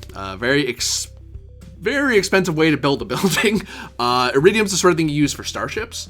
You don't normally build buildings out of it because it's hideously expensive to do that. But Susag, right? And as you're walking along, you on the inside, it's very white, almost with a slight silver tinge to certain things every so often. And the various computers and devices are this piano black sheen sort of technology. You see three-dimensional hologrids hovering in different areas. You can see people are wearing various glasses and have various things attached to their arm or to their leg or something like that. Very high-tech facility, but it seems to be very... It's high-tech, but also has a very sterile smell to it as you're moving around. And you can see there's cameras watching you all the time. There's a bank of something that looks like a strip of some energy thrower of some variety, some sort of laser grid or plasma grid for intruders, one hopes. But eventually, you are led into a windowless office. How quaint.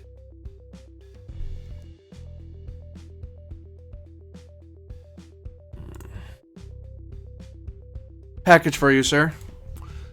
Yes, go away. They nod and they stride away. You're the professor I was told about? Yes, good day to you, sir. May I introduce my colleague, Major Herva Angantir's daughter? He stares at her. I'm confused about what Calvert is doing because no one's gonna know me. Well, just introducing my colleagues. Yes, I'll pull out the black box for you, sir. It requires your fingerprint.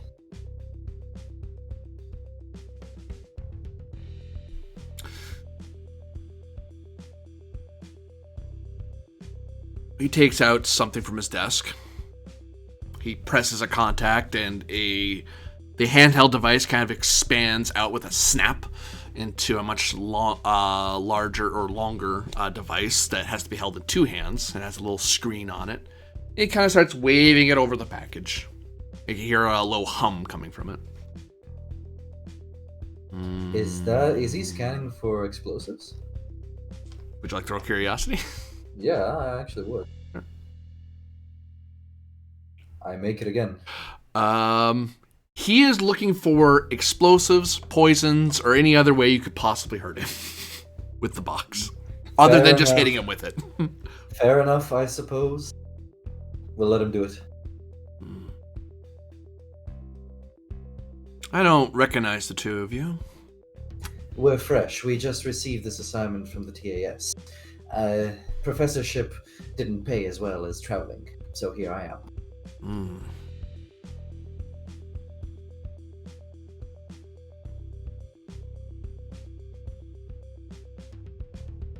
He taps the top of it finally. You can tell he's bracing himself, like he's getting ready to move. The thing flips open. He sees the number pad. He opens his desk again, takes out gloves and rolls them over his hand with a snap. And then he very lightly taps it. As in, like, latex Hold gloves? on. Yeah. Hold on. He is super worried about this thing hurting him, right? Mm-hmm. And has done nothing about the fact that there's someone in Power armor. power armor. He seems to In battle find armor right there. he seems to find that of no consequence. I'm guessing he has weapons that would tear through you. He might, right? But fast enough to save his life? Like, it's weird. Let's not think about that. They might have mind-reading machines here. They're Villani, they'd find such things distasteful. Usually. But then again, we are talking about Suicide, so you might be right. He taps at it, eventually it opens. And out presents a briefcase with the TAS logo on it. Funny. He takes the briefcase out, he sets it on his desk. Quaint. You see the box close itself up, and he leans over and starts pressing his thumb against some sort of mechanical switch on the front. He seems to be rotating various wheels on the top of the case. May I Wait, take the briefcase or the black box? The briefcase. Okay. May I step forward and take the black box back? Oh, yes, you can go now. He continues fiddling with it. I was told we may have a word with someone from your human resources department. Would that be possible? What's your UPP? 1 second. A9E9CA. Well, explains why you're a professor. He actually stops paying. He stops fiddling with the briefcase and looks at you finally. Very well. You can go to human resources and see if you're certifiable. Thank you. I do hope you enjoy your gift, sir. and goodbye. Therefore, is certain that Calvier is certifiable. Follow the blinking blue lights across the floor. Do not wander or you will be detained. Goodbye. Thank you very much. Goodbye. Let's leave. Let's bail. This guy is Arasaka the Elder. Let's go.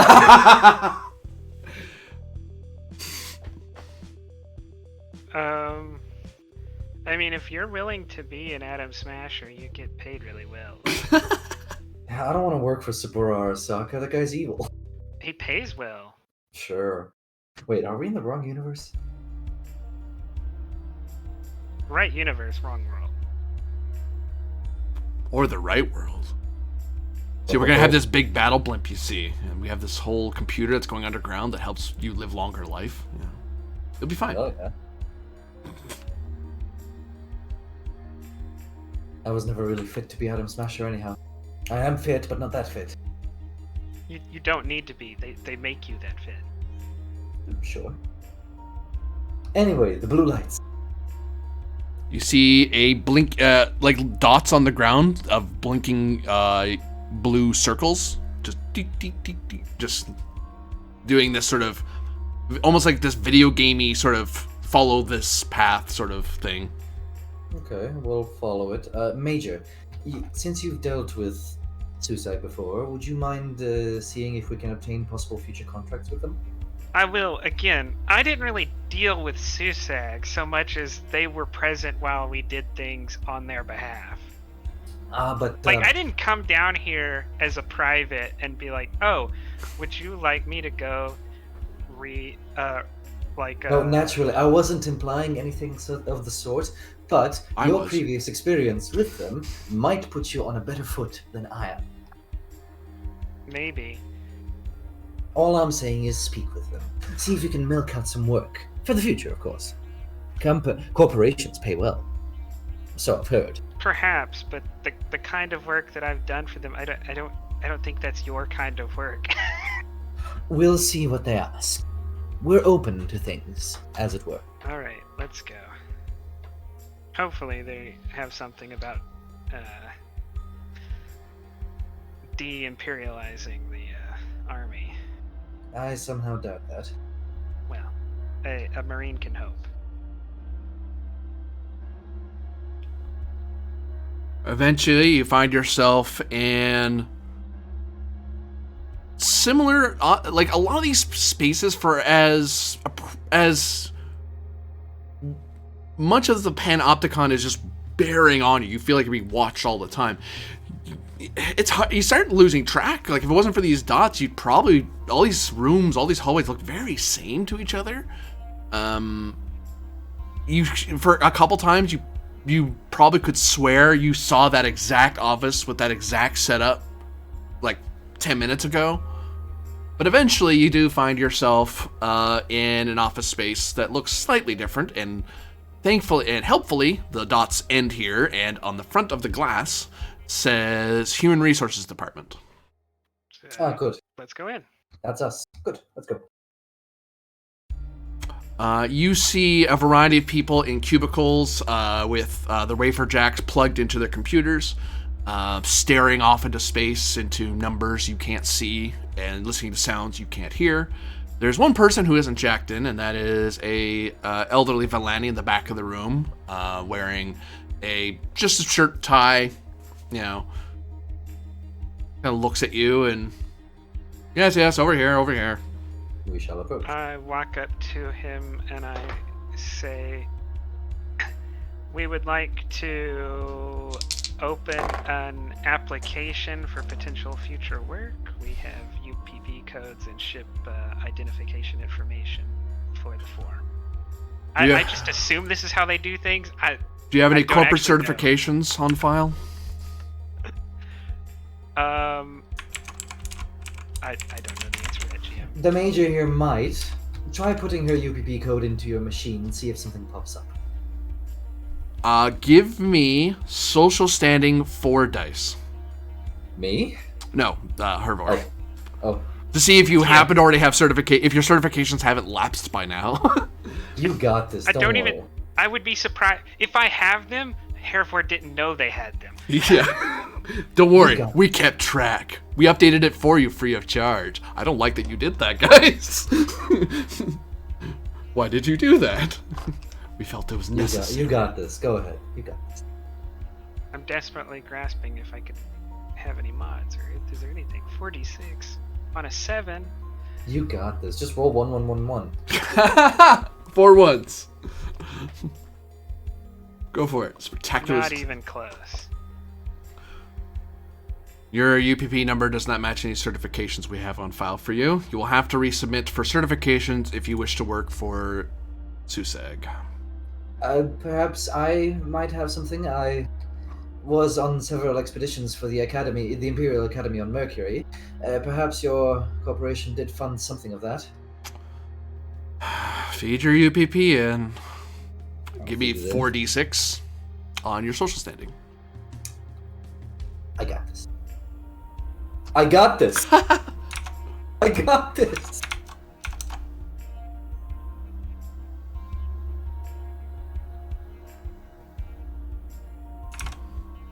One moment, please. Seems we do have you on file. Ah, splendid. Let's see what you're certified to do, Professor. Scrolls. Unfortunately, I don't think he's going to be certified in anything that our ship is capable of. There are no bird and bee containers on our ship. There will be.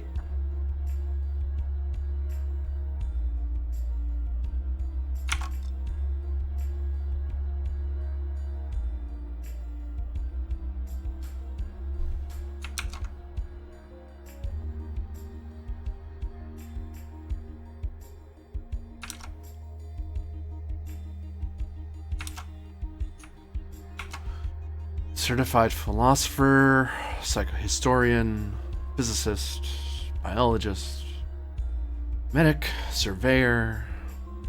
Oh, certified for sensor work. That's good. Biological work. So is there a particular ship you're hoping to sign up on? Any particular theater you're hoping to work for? Major?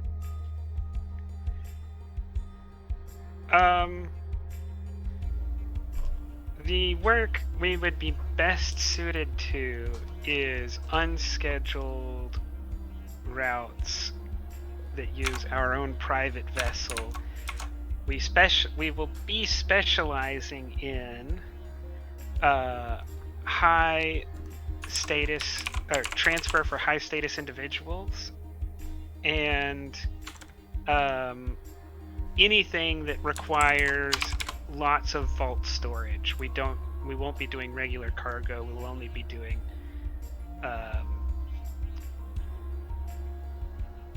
we will only be transferring goods that require secure storage and the protection of weapon systems to transport. And of course, we are not against doing scientific work and surveys. We do have a complete sensor package. Is this ship built? It will be soon enough. I don't actually know the answer to that question. I don't know if we're buying a ship class that's already been built, or this is truly a special. If it's custom, you'd have it special built. Okay. Because you're not using a template. Then yes, it will be built. So this is not an inquiry about current opportunities. This is an inquiry about future opportunities. Well, I currently only have in front of me certified, well, shall we say in short, a certified scholar. And you are an uncertified armored person. May we certify her? If she wishes to pay for the exam and take the exams, you are perfectly free to take the appropriate certifications. If there's certifications we cannot certify here, you can go to the relevant authorities and have them certified there. We will accept your military recertifications so long as they are properly notated in your universal personality profile. Calvary will take a look at his cool watch, or watch, comma, cool, and we'll say, what do you say, Hera? We seem to have some time. Would you like to take the exam?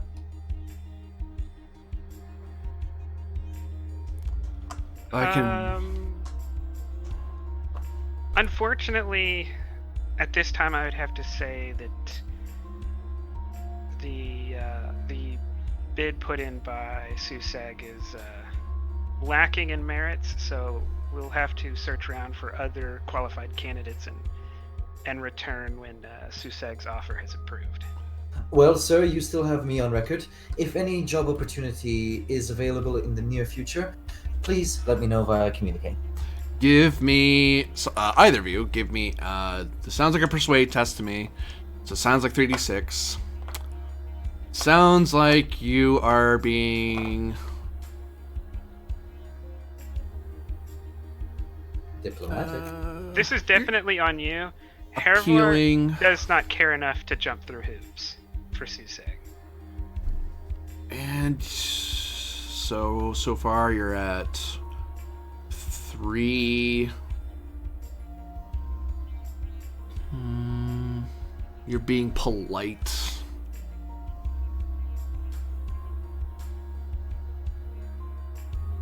Which doubles it, so 6. You are similar to him in standing, so 7. 3d6, you're aiming for 7 or lower. All right.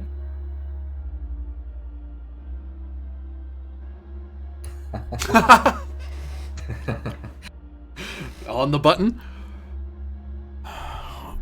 Professor. He taps at his controls, and out from his desk, a little slit kind of opens up, and something fires out of it, and a card kind of fires out of it and starts drifting in the air. I'll snatch it from the air. What does it say? You see it's a calling card for this guy's specific desk. I'll give him a little nod and say, thank you. We'll be in touch. Good day, Professor Sword Worlder. Good day. Come now, Major.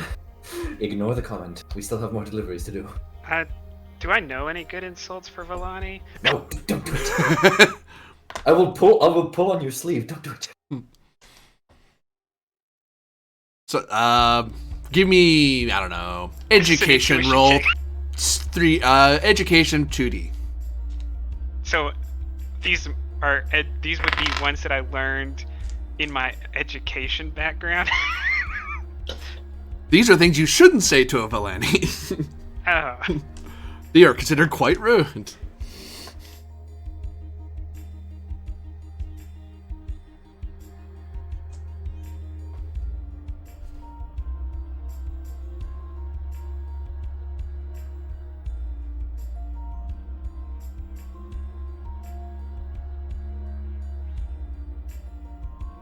Huh. Not spectacular success, but you automatically succeed. Anything to do with how the Earthlings kick their ass? Villani hate that. It's the biggest embarrassment because a bunch of backward Earthlings beat the first Empire, and the Villani have to live that down for over 1,000 years. It's kind of not a great thing if you really wanted to get into them. The Villani are one of the species that make up the regular Empire today, right? Yep. Okay. If you want to be a little lighter-hearted, you'd make fun of how much they drink wine or something to do with them being rich. Like you make fun of them being fancy. But if you want to get you want to cut at somebody, you bring up the rule of man.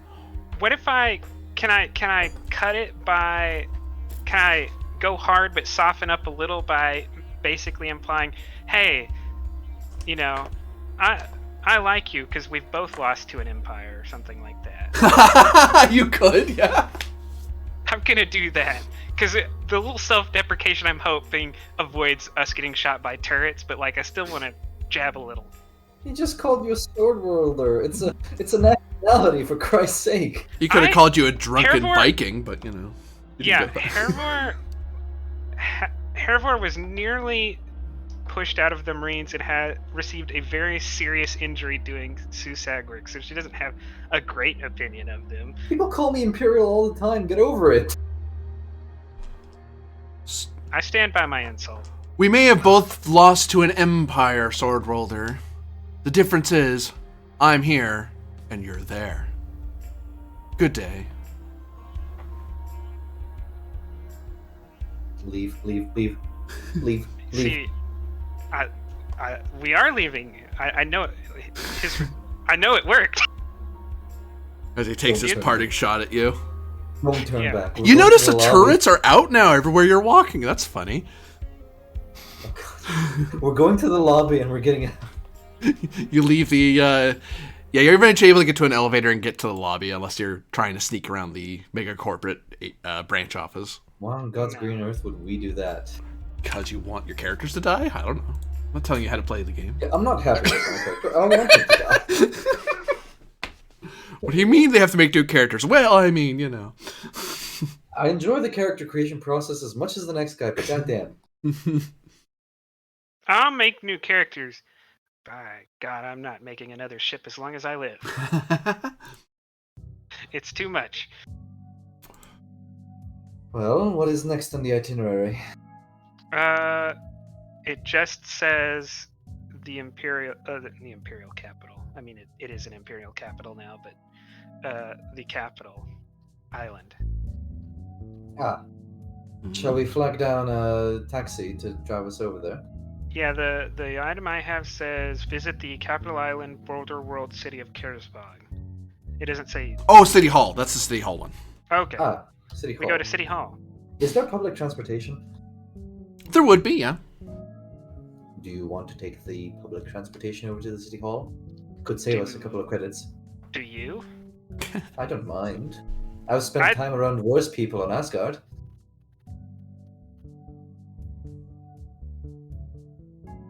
As you step out of the mega corporate office, you see the beautiful jewel of the capital of Kurzbag, and now that you're at the ground level, well, for Herbivore, it's more of the same. For all the glories of the Sword Worlds, Galatia, once one of the most, even though rich in trade and historic, strategic, and cultural center for the subsector, it looks ashamedly dirty, is one way to put it. You can see there are people who are homeless on the street in this day and age. You see that certain government appeals are spray painted over. And you do see the public transit, but it isn't grav, it's wheeled. I mean, this is normal. I don't see the problem here, so let's just go to the transport. Yep, sure, I don't mind. Like I said, I've spent time in worse slums than this. You just keep turning the knife. I'm sorry, it's my imperial blood. I can't help it. With your social standings, one can presume that you can get on a regular wheeled bus. It's not that expensive Also, to either of you. public transportation is like severely discounted at the moment. That's true, yeah. So even someone with like social standing 2 could probably get on without too much trouble. And you see the result of that as there are a variety of people who are eyeing your armor and the clothes Calvier's wearing, but surely they won't mess with us as long as this behemoth in armor is standing next to me. I mean, that presumes they're not desperate. Yes, that would presume that indeed. We'll take the public transport over to the City Hall. I would like each of you to give me a roll. What kind of roll? I have to look up. This is my favorite thing to do is to in Cyberpunk is throwing the results of public transportation at people. Give me, you know what, how bad are the pickpockets today? I don't have pockets. They're not that bad. How do you pickpocket credits? Well, you don't pickpocket the credits, you see. You pickpocket other things. And it's not a pocket. It's like purse snatching. I would like both of you to give me 3d6 intelligence. You can add skills that would make sense, like recon or survey or something like that, to something that it indicates an advanced method of awareness. I'll add survey to this, to my intelligence. So, The credit shit. My score is 11. Would you accept world knowledge on like where to sit and who to avoid? Yeah, I'd take that. Yeah, you know that. You know where you don't sit on the bus and where you're supposed to sit on the bus. Yeah. I succeeded on a score of 11. You said intelligence? Yep. Then yeah, I succeed. Yeah, and actually, credits in Traveler are actually hard cash. They're actually like real things you hold in your hand. Oh, I see. They're just called credits because you can use them digitally, but you can, if you know you're going to a world where you might not have access to the computer, you'd have the money on you. If you're like buying from a vendor or from a street vendor, you're like, oh well, I'm not going to make you register with the computer system. Just here, have a coin, Sure. Yeah, some people do eye you and try to position themselves in ways to get at your personal belongings, but you're both far too observant to allow anyone. And actually, from the pickpockets you see, there's a lot of dirty glances from the older, more grizzled and scarred members who happen to be on board, and the more skilled pickpockets and thieves decide to leave you the hell alone. Like, hey, hands off. Like, oh, okay. People just leave you alone. Otherwise, it's a nice drive, even if the bus smells kind of bad. I've been in worse slums. I mean, I don't think. I would say for you, Hervor, this is worse than when you were a kid. Like, it used to be nicer than this before the war.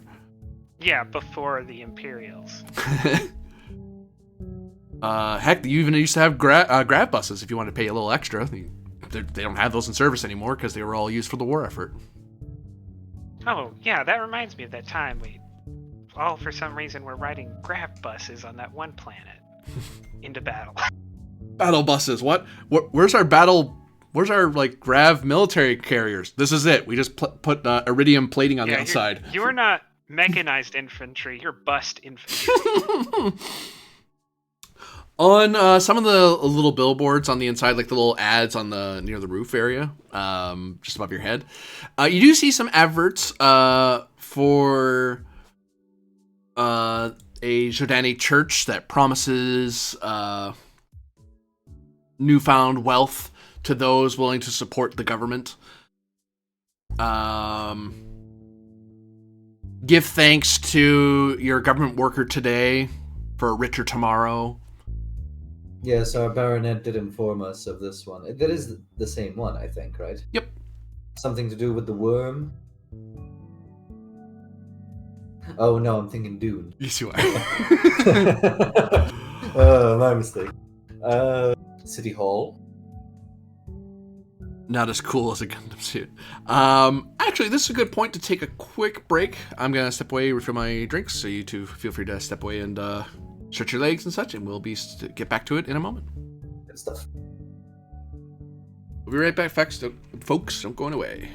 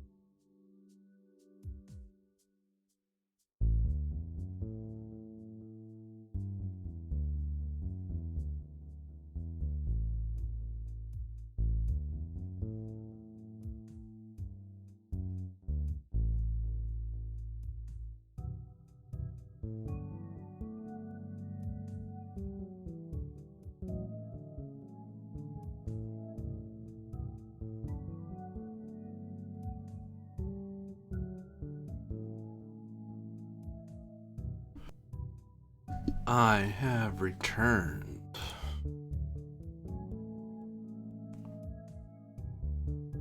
Should probably let them know that I did as well. There we go. I have returned. So have I. I did want to ask, what do we need to do to submit our design for construction? Once you have it finished, just let me know that it's finished, and I can read it over and examine it. Because I know you have a Google Doc that you guys have been working on, so I can just look at that and go, okay, now I'll run through to see if there's anything that will kick you up. Yeah, we have the 14 finished. I guess the only thing we have left to talk over is if we actually go for the 16 or not. I did want to ask in the talking about the 16, what your thought process around, because we do every year we have to go through end of year maintenance. Mm-hmm. So like the process of getting repairs and maintenance, and you had some plans around different tech levels. So like, if we had a tech level 16 ship, is it like, oh, we can get maintenance at 14 and 15, but at 13 it's going to be a real trouble? Or is it like, if you can't find a 16 world, you're going to be paying a lot of money on anything repairs? If it's it will. There's a certain level of flux that will come into it if it's lower than your ship, because you have to, because you're not sure if the guy is already, because the person could already be familiar with the tech and go like, I can work with this, or they're very unfamiliar and they might be not of any help at all. But the closer you are, so like if it's like one tech level away, it's not a big deal. It's not that big a jump, because anything past, I think it's like tech level 12 or something like that. The difference is discrete. It's not huge jumps anymore.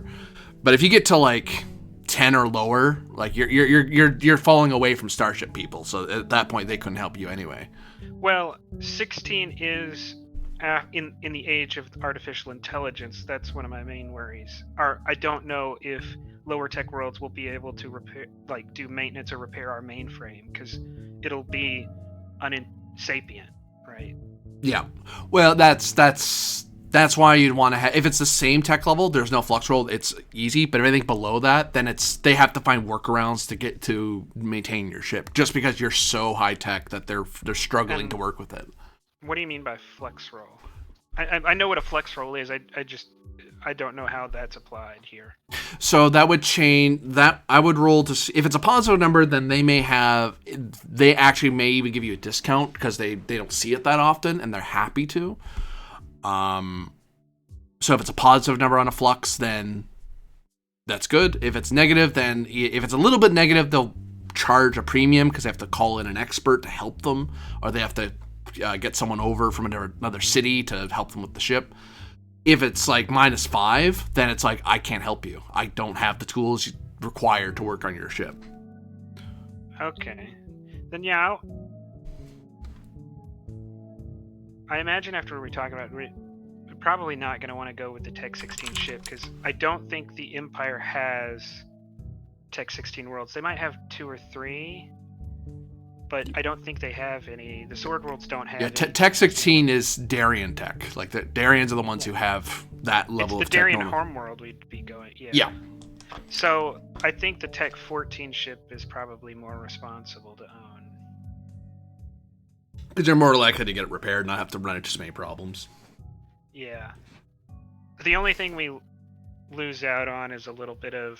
We lose out on our sensors are worse and we make less money per thing, and we can't do 4 jumps. Oh, that was a thing. Are we live? We are, yeah. Okay.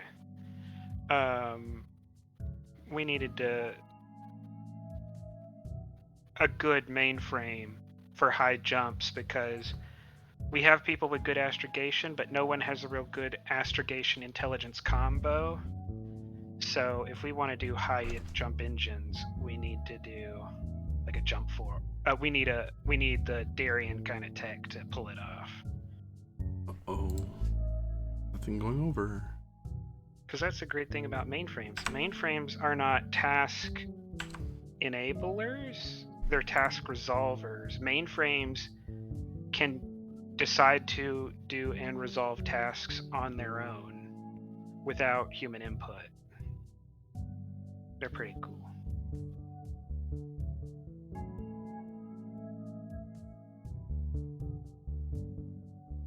Like our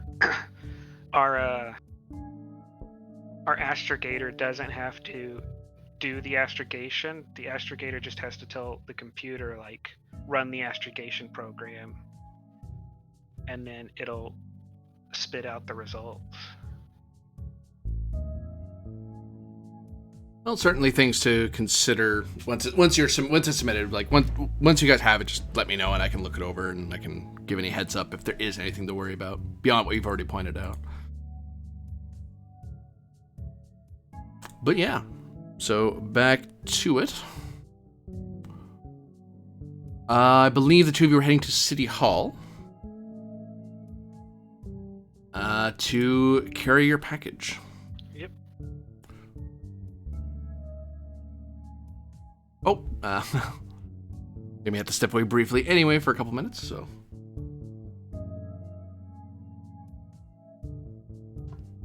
He just said he was back, didn't he? Oh, maybe not. Oh.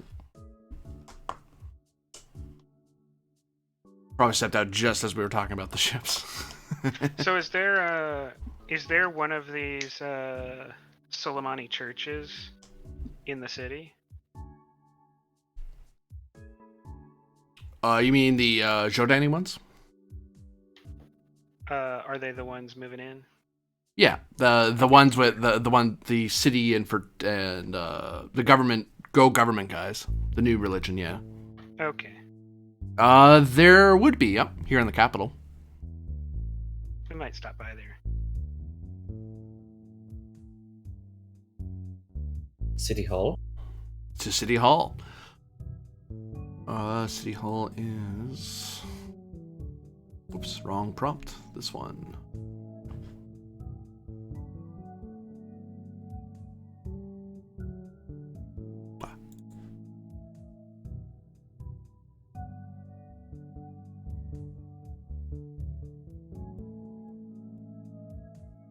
Two of you are able to get off the bus and step into the rather busy city hall in front of you.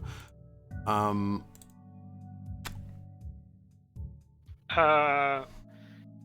I try a maybe world knowledge to just like walk to the place we need to go? Because Sure. most of the time city halls they don't tell you can't go down various places. Like, there's not guards at every wall. It's just you have to know who to talk to, right? Mm-hmm. I would say 3d6 on this. Using your int plus world knowledge. Yes, I got it. Yeah, you're able to walk about. In the city hall, as you're walking around, looks really nice. It looks a lot nicer than it did before the war ended. Like in that final year or so during the occupation. There are a few depictions of veterans of the war.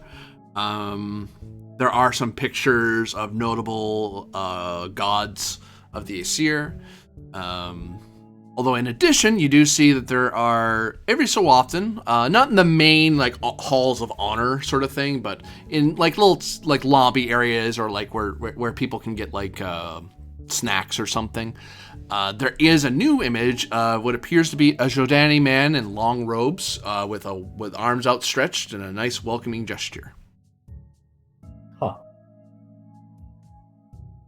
And in passing, you do see that some Boar Worlders kind of make a gesture of some kind at it when they see it. Others just kind of glare at it.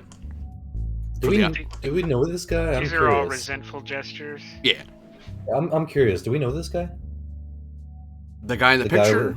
The guy in the Guy's picture, the yeah. god, right? Yeah, he's the sorcerer of their church. Does he have a name? I believe... Did I write it in here? He's the... It's Magda or something like that, I believe. Is he... like, he's a living person, right? He's not someone who is famous from the past.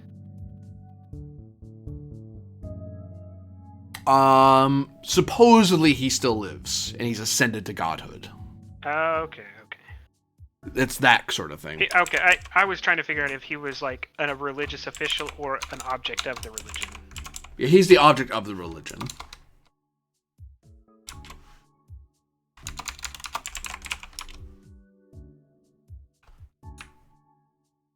Oh, that's a different guy. I don't have the name at present. I can't find it. That's quite alright. Major, this man scares me ever so slightly. Why does he have his arms outstretched like that? Is he offering something? Why does he scare you? I don't know. Hooded figures tend to scare me, especially when they're larger than I am. I don't know why he scares you. We'll talk about it some other time. Do you know where the office of the... Oh, Mayor is? Magaltal. Yes. There we go. I knew I had written I knew that it was something mag, like Magnuson or something. Magaltal. Okay. Can you put that in the chat?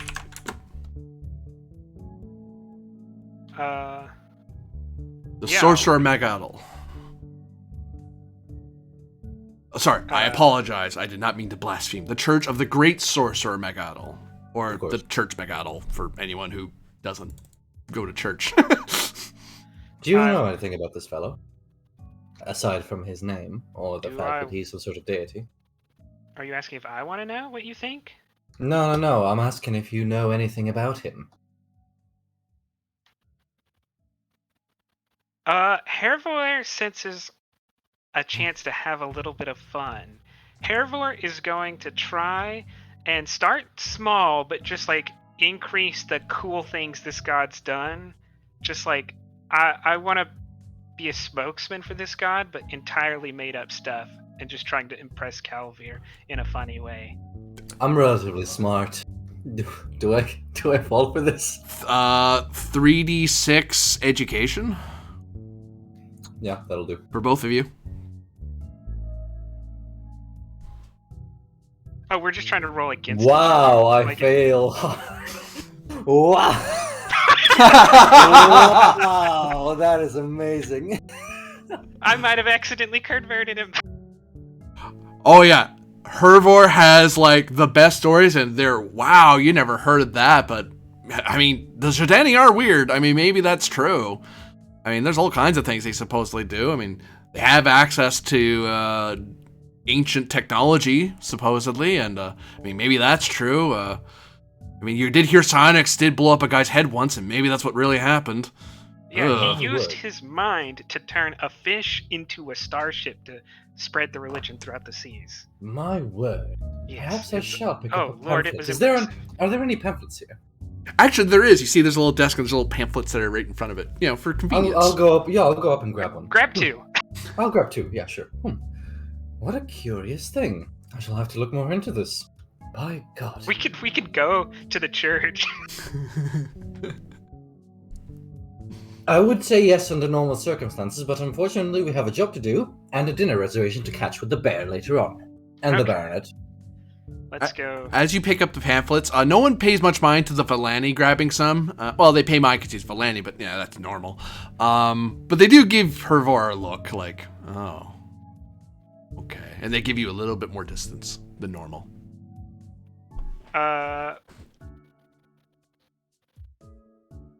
Especially when you're singing this guy's praises, like, we're just gonna, I'm gonna go the other way. I'm gonna go the other way. I'll get snacks in a different room, you know. Do you know where we're supposed to go, Major? Yeah, I'll continue walking us there. to your doom. No. But in time, you do find yourself in the company of a city official, a sword wielder, who she looks very much a city Hertzfire type lady. She has not fought a day in her life by the look of her. She looks well suited to the desk and computer that she sits behind, and she kind of looks up at you. And she says in Valeni, and then Anglic, "Hello, how can I help you?" Hello, my name is Professor Kava Trisani. This is my colleague, Major Herver Angantir's daughter. We have a package from the TAS for one of your... Major, who's the package for? It's for this lady in particular, according to the door. Yes, the package would appear to be for you. Here you go. Oh, what? From the Traveler Society. Oh, I think I heard you, but I don't know why. Okay, she stands up and kind of peers at it and peers up at you two and kind of peers at it again. So how do I... Your finger, it unlocks a pad, and then you input your UPMP, and it should be it. Like on the side, or...? Just start with putting your finger on it, and we'll move. A finger right at the top. Just your thumb or something. My thumb, okay, on the top. Like this? Yes. And when she presses it, she jumps back and gasps as she sees the little flip thing flip around and show itself. Oh, it's just the data pad. Okay, so my UPP number? It should be it, yes. Okay, wait, it changed. No, delete. It changed normally means education or society, right? Yeah. Out of character, lady, you have experienced aging, I see. And then what? Oh, wait. Tap. And then, ding, and it opens up. And what appears is you actually hear the mechanism kind of struggle a tiny bit, like kind of, but eventually it gets it up and out of the box, and it looks like a thick tome, like a very thick book with leather bindings, and on the top, scribbled in various, embossed on it in several languages. It is a diplomatic handbook for the Third Imperium. Are you satisfied with your gift, madam? Yes.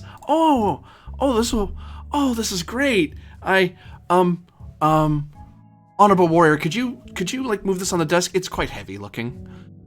I will help, although Hervor thinks Imperial diplomatic book. This is just a book that says, "I surrender, please rule over me," in like 10 different languages.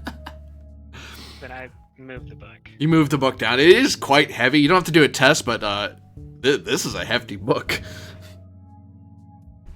Good thing you've got like a... Yeah, I was about to say. Like you have the strength to do it. I don't have to. No. As long as it's smaller than a tank, I should be fine. And I wonder how I'm supposed to turn she touches the top, and then it says, "What are you looking for?" on the front, and she types at it, and the book opens up automatically, and the pages flutter until it gets to the page she wants. Oh, neat. Do I have to tip you? No, madam. Oh, okay. However, there is something we might inquire you about. Okay. We are new travelers, so to speak, and we are looking for any potential work opportunities you may have for us now or in the future. Okay. Not you. Not you in particular. The government. Here are my communique contacts. My name is Professor Kava Trisani of the Imperial University of Mercury, again. Although I guess if you need anything delivered, we could do that too. Or that. But if there's anything you might have for us that's work, please forward our communication details to your superiors or whoever may have work for us. Oh, so you're a delivery service. You're a new courier in town. You could say that. If it needs to be transported somewhere and it needs to be done so with lots of guns around it, we do that. Oh, so you're with the Imperial Scout Service. That's odd.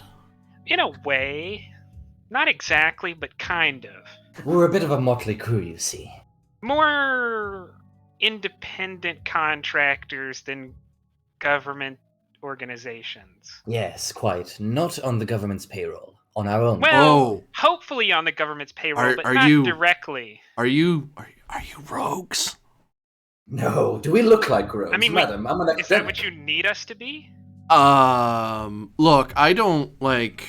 I mean, if you need us to be, we can be, but like that's not our main thing. Actually, yes. I speak lowly. What do you need a rogue for? Well, you've heard of that, those Zents, yeah? What is a Zent? What is a Zent? I'm curious. What is a Zent? Oh, you told us about this last episode. I gotta remember. Is it the church?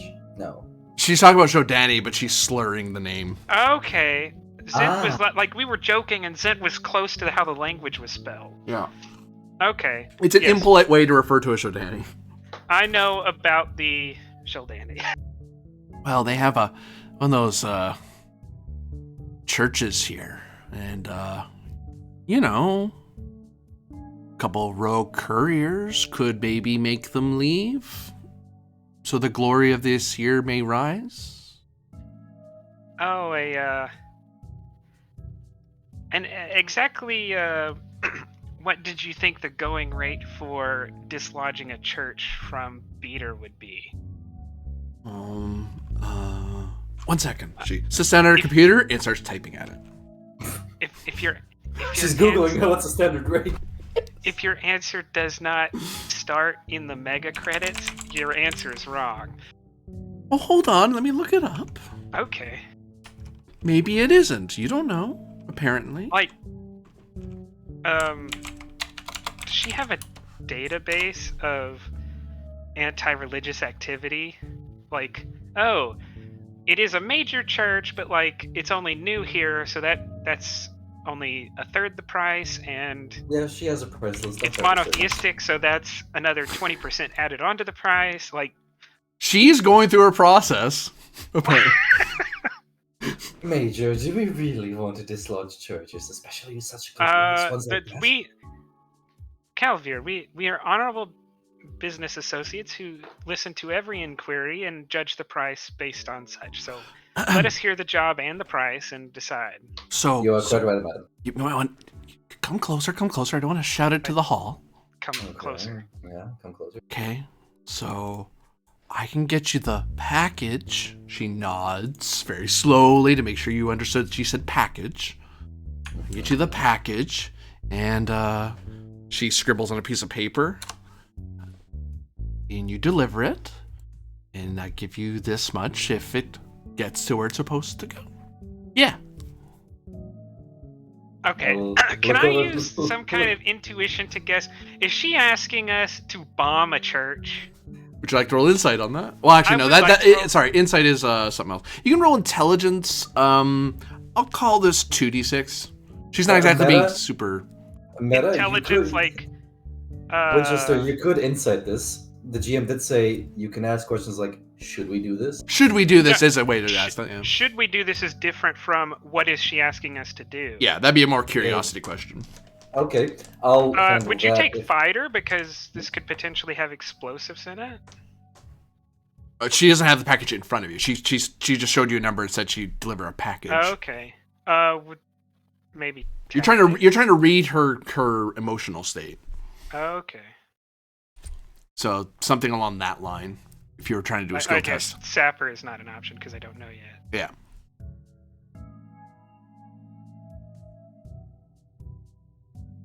Yeah. Okay. You said 2d6? Yes. Intelligence? Yeah. I mean, I'll probably get it. Yeah, I got it. Yep. Oh yeah, she totally wants you to, because actually, world knowledge would have helped now that I think about it. Yeah, there's kind of like a holy war going on between the Aesir devotees and the church devotees. So, the way she sounds like an Aesir devotee to you, who's continuing the great conflict against the foreign religion.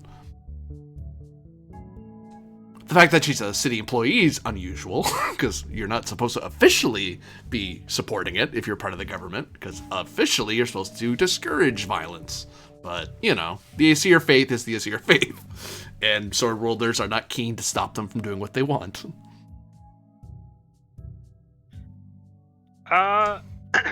Hervor considers it, not because of any, like, convictions, but because most of Hervor's life has been violence in exchange for wealth. So, but then I look at Calvir and I think, like, him, the bear, they don't want to get wrapped up in this, probably.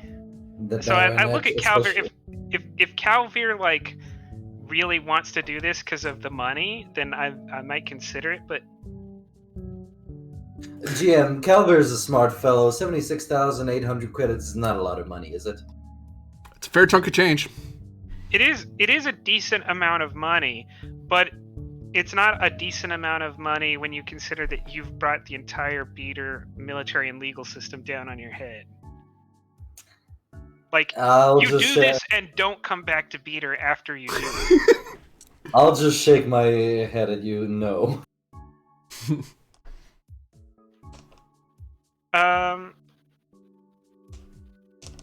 Hervor will say,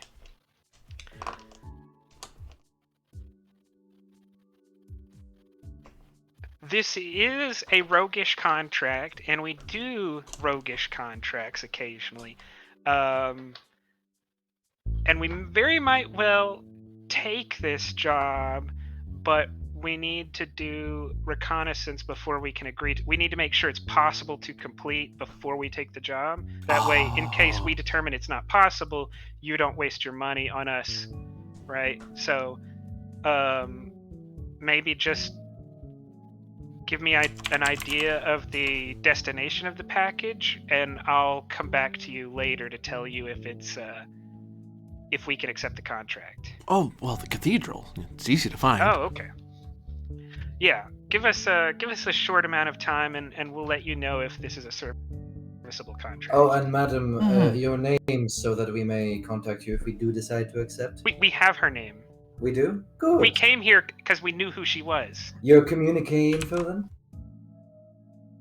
Oh, 1 second. I just have to. And she grabs out from a mess in her drawers and hands you a card. Thank you very much. Major, shall we? Yeah. Good. Good day to you, madam. Glory to you and your houses. I don't... Yes, to you. Yeah, whatever you say. We leave. Bloody sword worlders. Just keep saying it.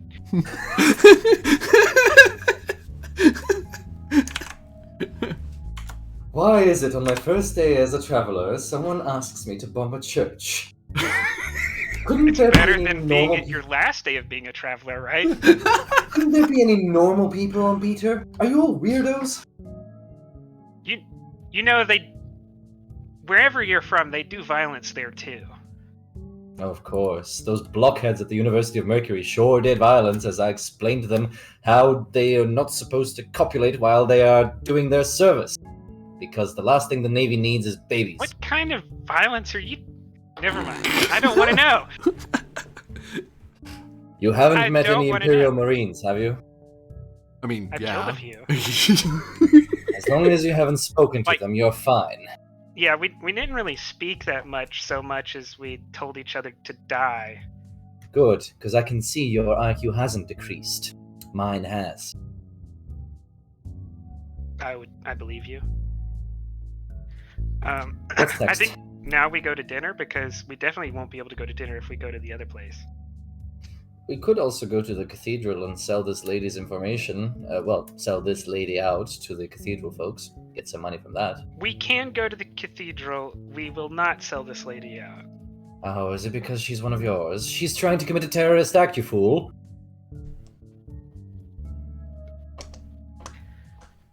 Besides, money is money. You would have taken the money for bumming the church. Why not take the money for selling her out? Honor?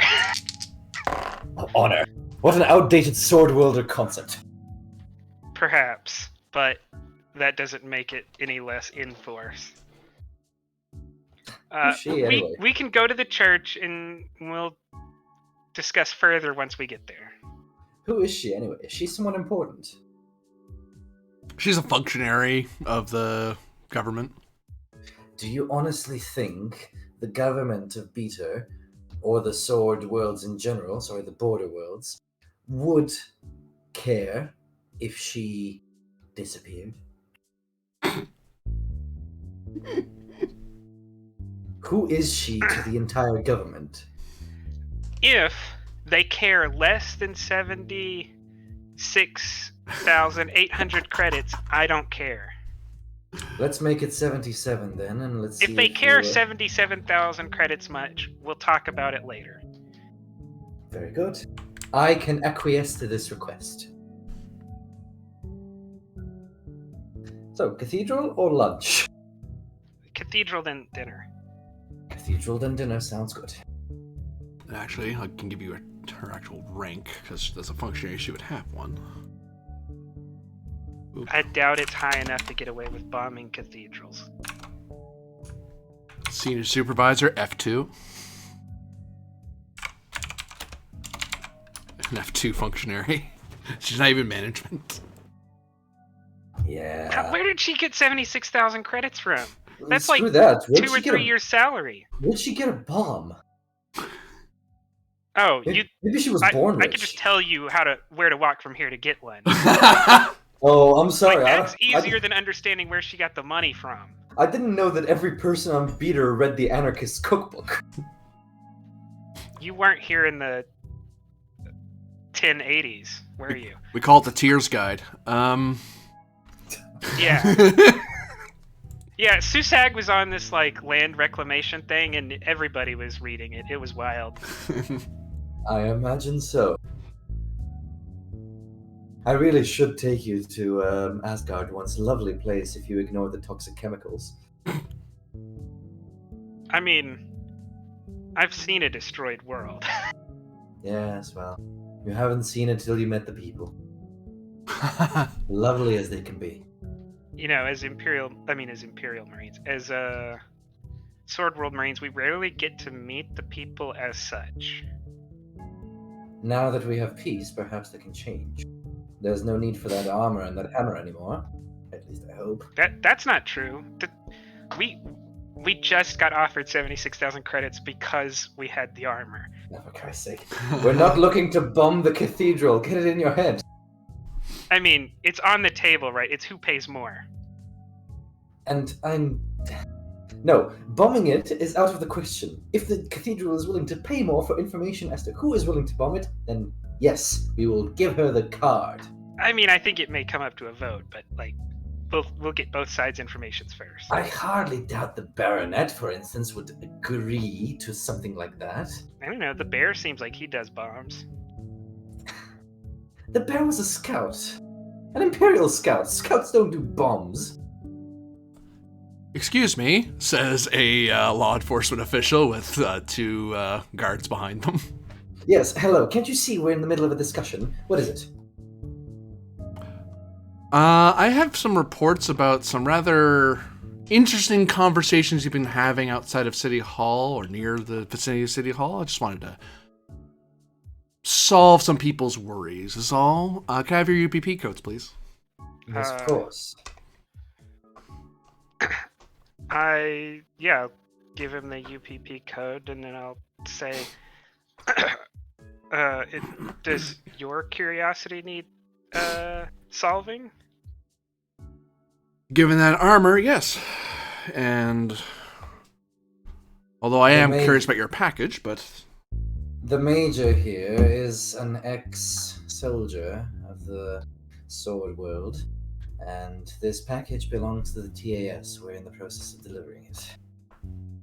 Ah, package, okay. You're a major? Whoever you are in there?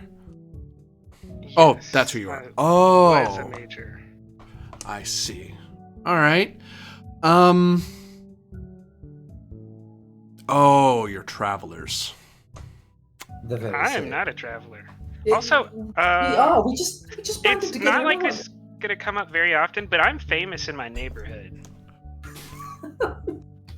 Yeah, the fact this guy doesn't know you is odd. Okay.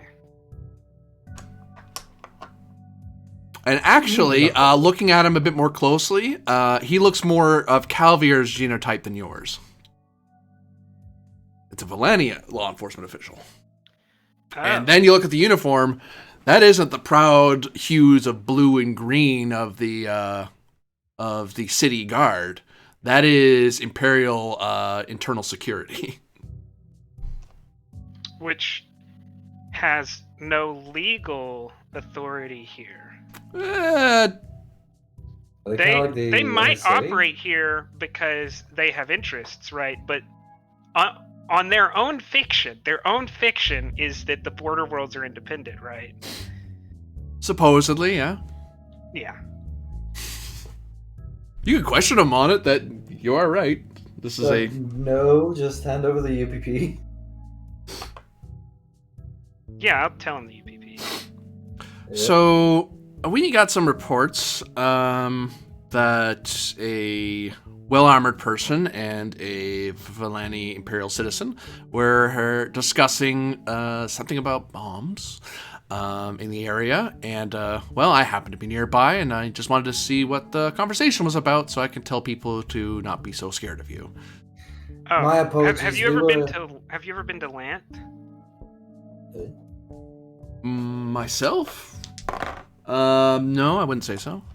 Oh, see, all I was explaining here to Calvert was that it was really easy to level the whole planet with bombs. It's a thing we did back in the day when there was a war on, but we were just talking, reminiscing about the good old days. And I have a major in physics, and I was telling the major here that no, a single bomb cannot physically level an entire city. Oh, There's no, always be something left. that was the confusion. We didn't level it with one bomb, we leveled it with many bombs. The guy kind of... of course, how stupid of me, of course. The guy looks at the guys behind him, and then looks back at the two of you, looks at the pad that has your details on it, and scroll for a second as you continue talking back and forth. Normally there'd be a test, but for some reason, that seems to be enough. That very surface level explanation is enough to make this person not care anymore, and goes, all right then, carry on. We will move our conversation to somewhere more private. Thank you for your understanding. And waves and kind of walks into City Hall for some business or another. Right. Cathedral? Unfortunately, we no longer can even think about taking that contract. Yes. That is what I was trying to tell you from the get-go. Let's go and see if they're willing to buy the information from us. I'm pretty sure we're not going to do that, but... You never know until you try. We can go anyways, but we're not going there to sell the information. Are you sure? What if they want to buy it? We're going there because you're really curious about the guy who did the mindfish ship thing. You mean the glorious Magatl? I'm sorry to belittle Magatl, yes. In fact, I think I remember that his priests love hearing about the fish thing. You should bring that up. You're right. I should question them about this. This is a So let's go. biological phenomenon. By Jove, you're right.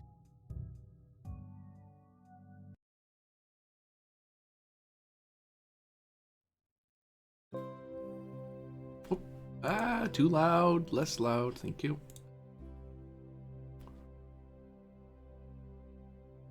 So you're going to Cathedral? Yep. Oh, God. Without a bomb, so Just us. threat level is low. Well, you are wearing power armor. Well, threat level's medium. Mediocre, yeah. Mediocre? Who knows what kind of weapons they have? You keep turning the knife. When you walk into the cathedral, well, it's called a cathedral, but it's actually quite a small building, but it is downtown. It's near City Hall. It's within easy walking distance of it. And you notice there are some people coming and going, chatting amicably. Some people give you a look. But beyond that, let's just say, they don't recognize you. You see these people are wearing what appears to be an image of a person with one hand, their right arm uplifted. In a sort of summoning gesture. Or a greeting gesture, one might presume. I walk over them, trying to repeat the gesture. They raise their right arm at you, like, oh, hello. Is there a priest or some sort of authority around here? And when you step inside, you do notice that there are a variety of well-dressed individuals who are in nice suits or nice decorative armors. You see there's a few Soul Worlders and some Villani, some Zolamani who are about, helping sweep the floors and stuff like that. And you look around, and you're trying to find some sort of church leader. Give me education with 3 dice. Sure. Just me or both of us? Just you. I fail, actually. By 1. You don't really see anyone who... all these people look fairly important. It's kind of hard to tell who's the more important one in the room. Does anyone have anything gilded on them, such as robes or something like that? All of them are decorated in some way or another. All right. Perhaps we walk up to them and tell them to take us to their leader? That is a fair question, or a fair suggestion. You, over there, could we speak to the priest? Oh, the clerk's just over there. Go through that left door, and they're just around the corner. Did they say clerk? Go that way. Maybe it's mercantilist, like it's a money religion. By Jove. There isn't many space fish around here. In fact, I think the fish may have costed 2 credits. That might have been important to add to the story. 2 credits, you say? Yeah, the clerk takes your 2 credits, gives you the fish, you turn it into a spaceship. I shall pull out 2 credits. Good, let's go. You turn the corner, and in this room you see there's various statues of the sorcerer in various postures. The biggest, the most prominent is the one with one hand outstretched, a gilded crown, not crown, but a circlet about their brow. They're dressed in rich purples and vibrant gold tunic and stuff like that.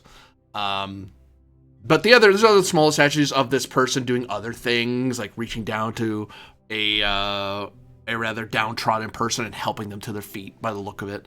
Another one has them waving their hands, and you can see in the hologram, you can see it flickers back and forth.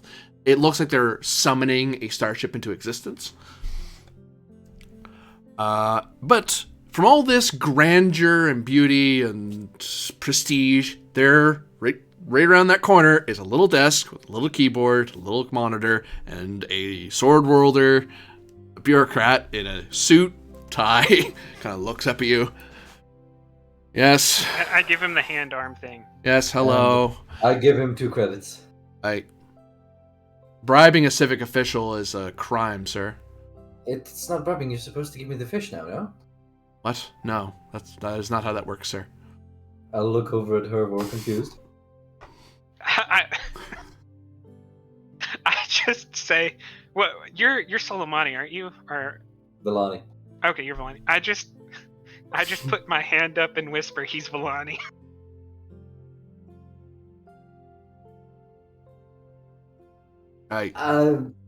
Yes. Interesting statues in this church you have here. I'll point to the one where it looks like he's summoning a spaceship. Is that the one where he summons the large fish? Oh, hold on. According to the grand legend of the fishmonger's wife, the honorable great sorcerer thus did pluck a fish of the deepest sea and carried it forth into the sky, from which his prayers brought to the agents of mankind a starship for which to defend all from evil. Wait, By Jove, so I it was is true. right? Yes. So it is true, there is a fish. How? This shall be a discovery of the ages. Hervor is worried she might be psionic. You remember hearing the story in your like when you made the roll, you actually told a true story that was somewhat, but it's outlandish. Like, oh, that's funny. It's like, well, actually, that story apparently is true to them. This person doesn't seem very enthusiastic. They're giving you the same level of enthusiasm that a tour guide gives to the upteenth million person from the cruise ship that just landed. Like, they've given this spiel so many times. Is there a priest or someone we might speak to about business matters? Also religious matters. Yes. Business religious. Really. Given the honoring of government officials, it has been deemed by this particular religious institution that an agent of the government should be emplaced and honored to continue their services. So in short, I am the priest. I'm your religious services bureaucratic advisor. Wait. These people want me to join this religion. Mm-hmm. But their sales pitch comes from, like, someone who's annoyed that they didn't get a promotion this cycle and is, like, a desk jockey? Well, they do donate thoroughly to the government and to various city projects. They also work with us to organize various civil services, so going around and trying to help people with members, of course. If their house is broken, they help fix it. If they can't pay their medical bills, they cover it, that sort of thing. If I don't seem particularly enthused, I apologize for seeming out of sorts. It's been a busy day, and we've had several I say, is it because I am a sword wielder? You think this conversation is going to go a specific way that you don't like? Well, normally this is the part where you say, for the glory of one of the Aesir, and you try to murder me and think that gets you into a better heaven or something. It won't, by the way. We are actually travelers from the Traveler Society. I guess from the package. Why don't you, like, not think that and just give the pitch? All right. Let's see. Stretches a bit, taps the computer. All right, so officially, there is no clergy. They don't have... The Great Sorcerer believed that in the Jordani worlds, they have this idea of community above the individual. So the people who facilitate that are seen as workers of the common good, the moral path. But rather than the moral path as a sort of vague construct, it is solidified in the personages of government, like myself. And through supporting us, supposedly, in the religion, it is believed that he did various miracles to allow for people to serve the people better, serve the populace better, and he did not restrict it to just Jordani. He left it open to any Sophant willing to work for the common good. And to that end, various churches like this one, we go out and ensure that, well, the followers here sign up for the church, and they agree upon a contract to assist each other as one community. And I, as a neutral arbiter of civil peace and harmony, I'm supposed to make sure that everyone gets what is realistic and what's capable. The biggest risk, I will say, and this has been, I mean, this may be of interest to you, honorable warrior. But there are armed conflicts here in the Sword World subsector. Various Sword Worlders have see this faith as a sort of a contradiction to the Aesir and to the glorious achievements that it demands. They see it as a very feminine, Hearthfire driven religion that will take away all the martial traditions. So in that way, the first missionaries of the church, who were soul worlders in concert with Zodani, came here and spread the faith by the sword as per sword world traditions, which has drawn us into continuous religious conflict. So we're part of the Aesir battle of the gods, whether we want it to be or not. Even though I am just the bureaucrat, I'm not here to battle. That is not my role. That is the role of the defenders of the church. So you joining would allow you to, if you're looking for a government job, you would get recommendations and you would get classes that would help you get certain jobs if you were looking to be an agent or functionary of that regard. In your military attire, I would imagine you would, or militant attire, you might take up as a guardian of the faith. There are jobs for that. And for you, Darablar, if I think I said that right, he said traveler and Villani. He just... For you, Darablar, I would say that you seem to be an upstanding person of some personal wealth. So that could be your works and your contributions could be used to better the living standards of sword rulers. But also, you could spread the faith into the Imperium. I hear that they're getting a little more open-minded about Jordani faiths. Is your church opulent? They would say that it is honoring the contributions. So the more opulent the temple, the more opulent the community. So in this case, at this particular cathedral, we're actually doing quite well. Compared to a shrine in the countryside, we're doing quite well. This last year has been very profitable, minus the bombings and assassination attempts and so on. Bombings, you say? Every so often, someone comes in here with a package, and then the censors pick it up. We have to kill them. Have you found out who is behind this? Not yet, no. I mean, it's probably someone of the Aesir, probably a Localite or a Loki follower, because they love doing things like that. Do we maybe have some information for you? We probably don't. People say thing on the bus, and it never means anything. May I speak to my colleague for just a second? Feel free. I'm not going anywhere. Before we do that, is it possible to ask you for a roll against myself? For what? As in, I want to give her a chance to convince Hervor, because Hervor is not a follower of the Aesir. She's not particularly religious. So... You're trying to see if this guy's converting her over at all? Yeah. It might work. There's a couple ways you could do that. You could do insight to see if it's a good idea. She might have an insight as to, should I join this church?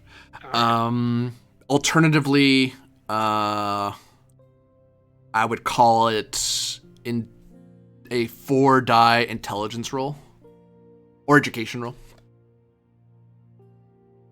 For me to know if it was a good idea or not? To not be converted. Oh, okay. If you thought your character was at risk of it. I wasn't going to call it, but like, you think so. Well, but insight, she might decide one way or the other through insight alone. Yeah, I was going to say, she might. The only modifiers would be like if they have a prohibition against violence, right? They don't. Or, okay.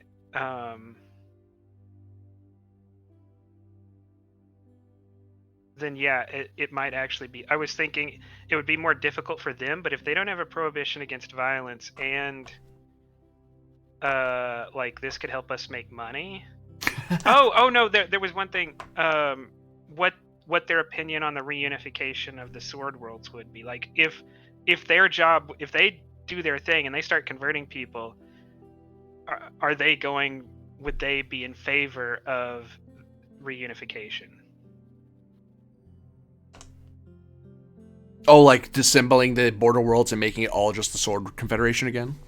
Or absorbing the Sword Worlds into the Border Worlds, Oh. if the religious mission went well. When you ask Either him way. about that, on that point, he would say basically that the church tries not to get, they honor government workers, but it is the community looks out for everyone of the community. Those who are outside it are blind and need to be shown the proper way to work together. So whoever works together the most is who the church would favor. Currently, he will admit, the border worlds are very accepting of it, whereas the Sword World Confederation is not, because of the Aesir faith devotees. Meaning they would be in favor of a soft reunification if the Sword Worlds started converting, but they'd be in favor of a hard, forced reunion if that didn't take place. Yeah, as long as they're unified, as long as everyone's brought to community, that's what matters to them. All right. Yeah, he's selling me. But I'm before rolling the 46. Can I roll the intuition to know if it's a good idea? You can. Yep. Okay. I don't know what that means. I don't actually know how this roll works. So, what is your intuition currently? Your insight currently? I've used it twice and it started at 7, so 5. 5. So you did make it. So, is it a good idea? Well, your insight tells you that I have to pull up their stats again. So they sound like a huge economic player, given how many people who are rather wealthy and the people you saw outside. They do seem rather affluent. They do look like they're ready for war, even though they're putting a nice face on it. They do look like they're at conflict with the Aesir devotees. They do seem to patronize the rulers currently of the border worlds, but that's just because that's where they are and that's who's accepting them. The fact that they're not bringing up the Jordani match is a little weird. So it sounds like they're not very... And actually, you've been told that the Jordani frown upon this religion and have chased it out of their worlds. So why the Jordani... Maybe it works for Soul Worlders and it doesn't work for Jordani. They seem to be... The guy's being honest with you. He isn't trying to deceive you, and it's almost like that's kind of why they put him there, is that he's a guy who... He's not a devotee, he's a functionary to help you understand how the church works. Like, he's an information person. He does belong to the religion, though. He's a civil official assigned to the church, which is the weird thing. They don't have a... Actually, this is why the Jordani don't like them. They aren't big on social standing as much. They in the noble sense. They don't care. Whereas Jordani very heavily care about that sort of thing. These people don't. They care about, are you a member of the community? Are you contributing? If you're not, we don't care. I guess what I mean is, does he believe in the message himself? He thinks he doesn't hate his job. He's not a devotee himself, but he does like that it's a good... He does like his job. He as much as he seems bored or wary. So this is not a super dogmatic faith. Because he's more interested in the benefits, not some passion. Right? Yeah, he's doing it for the benefits. He's doing it for the paycheck. And he knows they can pay him well. Like, and he's a functionary. Like, he's a F1 clerk. Like, he gets paid fairly. He's supposed to be paid fairly well. So the fact that he can be a functionary, just being a church functionary, he's like, okay, that's a weird job, but I didn't know that was a job. But okay, sure. The insight that cuts through all this, though, is that this does sound like that if the government is officially assigning functionaries, that means that the Border World Authority at least tacitly supports this faith. So if you sign up with these guys, this may get you access to the ruling class of the Border Worlds. Then I'll roll the 46 because he's probably gonna pull it off against my education. Education or intelligence, yeah. So that's where H. That's where I choose the Education 7 and not the Intelligence A, or vice versa. Hey, it's up to you. It probably won't matter. All once. No. Yeah, it didn't matter. Did you fail? I'm convinced. Yep. Okay. Now may we speak?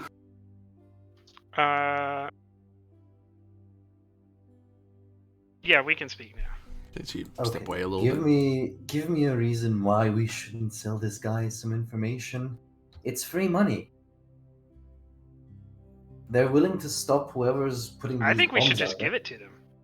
I think we should give it to them, but for some monetary compensation. My dear, you are not thinking straight. I mean, yeah, but they're like supposed. They're like they had this. He just gave this whole speech about how they're like looking after people. Like, Yes, we but should you help out forget with that. we have to look after ourselves as well. We But you have saw to the eat. people on the bus. Yes, I did, and I mean, they're not going to benefit from a bomb going off.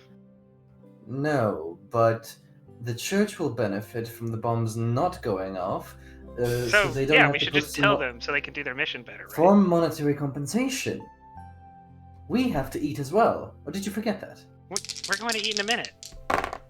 Eat, I mean, as a All figure right, of speech. if we keep talking about this, another set of guards is going to show up. So let's just not. I don't mind compensating if you have some sort of information. That's fine. Sorry, Yes. I didn't mean to eavesdrop, Like, but is there- this room carries sound really well. Sorry. So Yes. I'm still new to all of this. Besides monetary gain, is there any like gain? Like, do we go to a higher place in the sky if we tell you and don't take the money? The professor will raise his hand. Just monetary compensation will be Well, enough. let's see what kind of compensation there is, because if there's like sky tiers, then like Well, I mean, Listen, like, we may have information as to who is bombing your buildings, as we may have received an inquiry from such a person, which we naturally declined.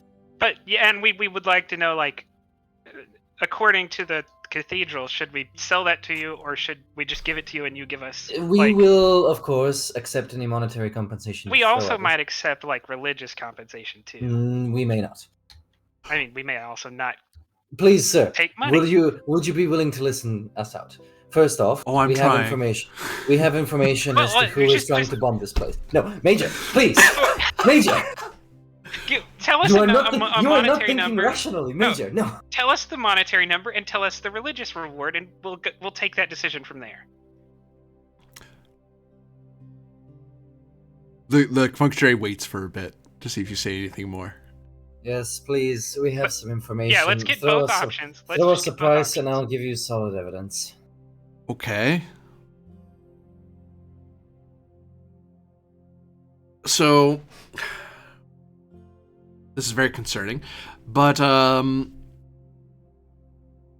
a functionary of this church, I would say to you that if you just simply sell the information to us or gift it to us, what I would do, given that one, I imagine from what I overheard that you, Honorable Warrior, are looking to join the church, and you, Darablar, are not, right?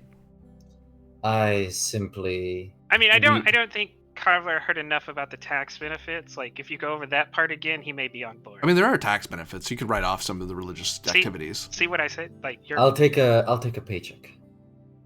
So, well, that's what I was thinking. So, if you're both turning it in, I could cut the pay so that way you get paid in credits, and the Honorable Warrior here can be paid in community recognition or credits So if you prefer.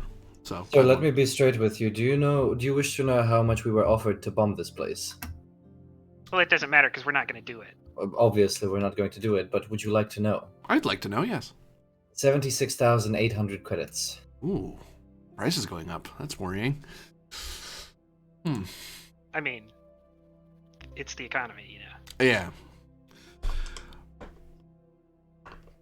Well. I assume it's not a competitive rate, right? What I could do, I can't offer you that same number. I don't have that much discretionary fund to give to a non-member.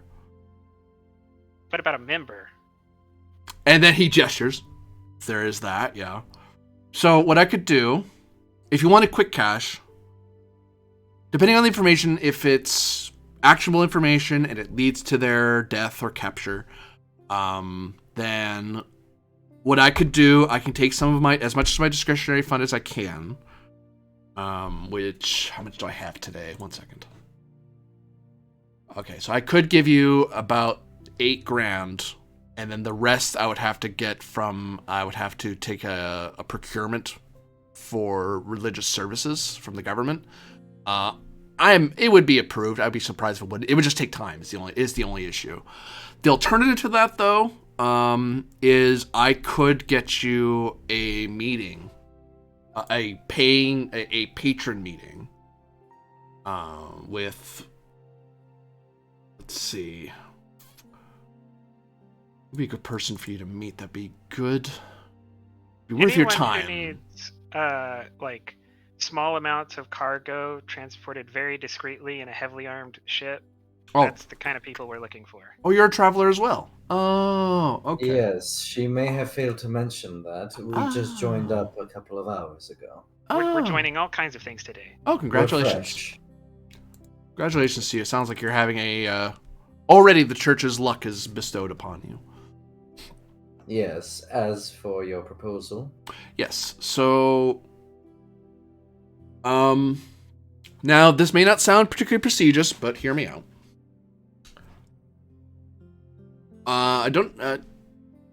The former trade minister, Edgar Daggerson, I don't know if you've heard of him.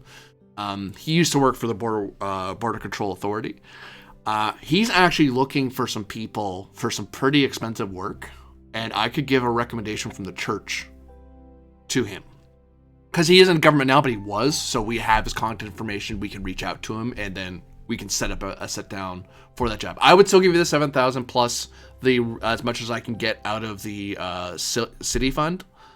I can't tell you exactly how much that is. Hopefully we'll match it credit for credit if this turns out to be actionable information. But I know that if you get this deal, if I get you to sit down with Daggerson, then with the trader Edgar rather, then that could lead to even more well-paying work, especially for travelers. Well, Major, that sounds like an amiable solution. Is this like a good thing to do? Oh, you want to insight this? No, what I'm meaning is Hervor has no idea what moral and immoral actions are within this church. So, Hervor does not understand, if taking the money is bad. You can be paid for your work. You're doing community service, and this community should pay. I'm just trying to make sure that if I just tried to offer you straight money, it wouldn't be market rate, Well, yeah, we wouldn't want to undercut the bombing market. Well, I don't want you selling this to somebody else, is the thing. I understand that you both have this information and may try to use it for other means, whereas we'd rather, or the church would rather, we use it to...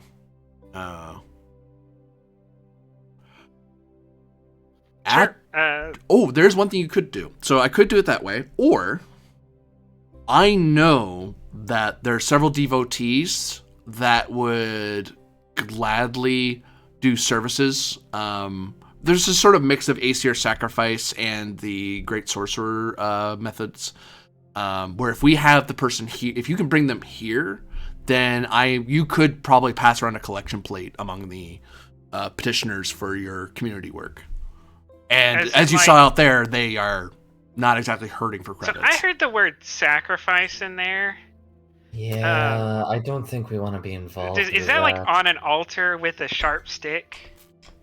Well, it's like the Aesir traditions. It's usually done on a hill or something like that, Major, I don't think we wish to be involved in public sacrifices. It could be bad for our image as travelers, you see. Calvin, we are willing to I sell just the spent information. I just spent 30 years killing people for the government for money. Why stop now? Because we have a reputation to uphold, dear, and I shall not be known as a killer. No. My reputation is dependent on doing this kind of stuff. And my reputation is dependent on not doing this kind of stuff. What if he gets a payout and I bring you the person?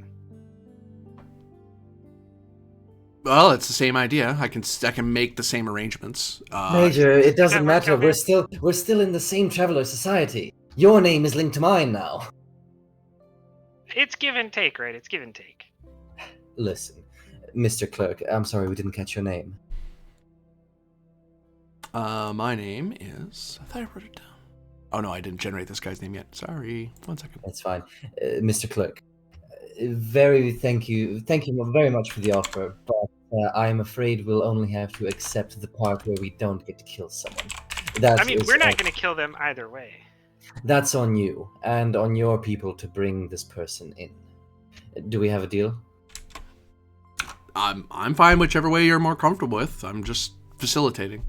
Very well. May we have the credits, and I shall give you the information that you seek. I wasn't born yesterday. Present the information, and then I'll give you your money. Very well. Just tell I'll him. pull out the card and place it on the table. This woman, bit daft, she received a package from TA yesterday. We went to deliver her when she asked us if we were willing to do any roguish sort of contracts. The roguish contract included bringing a bomb to your church. I was almost bombed by a supervisory clerk. Okay. Yes. All right. Yeah, I know. Well, not almost. Like, we didn't take the job. We don't have the package. Oh, I imagine she's going to try to get someone else to do it, and Yes. yeah. Great. I mean- We did tell her we are still on the fence for it. If you want us to keep her occupied for a bit longer while you Like- conduct your investigation. I want to pull Calvier away for a second. You might as well not So- bother. Sound carries in Sound carries, I was just about to say. here. Can we do hand gestures? If you knew battle language. Just whisper in my ear. Okay, Seductively. I try to whisper to keep this. Let me bring this person in, and I'll owe you a favor. Whatever you want. Next time we have a We're not disagreement, supposed you to be get your way. killers. We're not supposed to be killers. Think about this for a second. I They'll kill her anyway. It's just that we don't have to do it. We don't have to get our hands dirty. but I do this all the time. This is like why people hire me. I bet if the bear and the baronet were here, they would be against it. Well, they're not You here. would be democratically outvoted. But we're not taking a vote. I'm offering you a favor if you don't mind this happening. You know what? I'll take the money, and you do whatever the hell you want, but my name does not appear anywhere near this whole shebang. Is that a deal? I agree. Good. So he'll take the money and I'll go grab her if that Yes. I'll take the advance payment now, and I wait for your communique for a meeting with a patron soon enough, I hope. Okay. Actually, you know what? I'll just give it. He opens up. He taps at a console near his desk. Opens up a little safe and counts out some credits. Do you want small bills or big ones? Does it matter to you? Big ones, please. Big ones. Hold on, I got those. I don't intend to visit any strip clubs anytime soon. Well, we don't have the kind Villani would like anyway. Too much drinking, I guess. Wait, no, you guys drink. I take that back. I'm sorry. I don't know why you guys like the wine. Oh, there you go. 8,000 for you. Mm-hmm. And Oh no, he gets all the money. so you want your share to go to him? The entirety- I'll get collections right from bringing her back. Yeah. You just The give him entirety, naturally, however, will go into the party treasury, so to speak. Okay. So it's what Hervor is going to give you whatever you want for letting her get her way. Just give me the money. all right. So Hervor will give Kilver all the money. And he'll give you another 8,000. Great, 16,000 overall. I have. Can you give me a contact card? Because I don't think. you Yes, live here. here's my communique information. Okay, take that down for you. All right, and Just as I mentioned to am my I, like, colleague here. As I Technically mentioned to my colleague deputized here. now. Do I have like some authority? oh, hold on. You need a... There it is. He takes out one of the holy symbols of the man with one hand up. Except instead of the hand being open, you see there's a sword in it pointed upward. All right.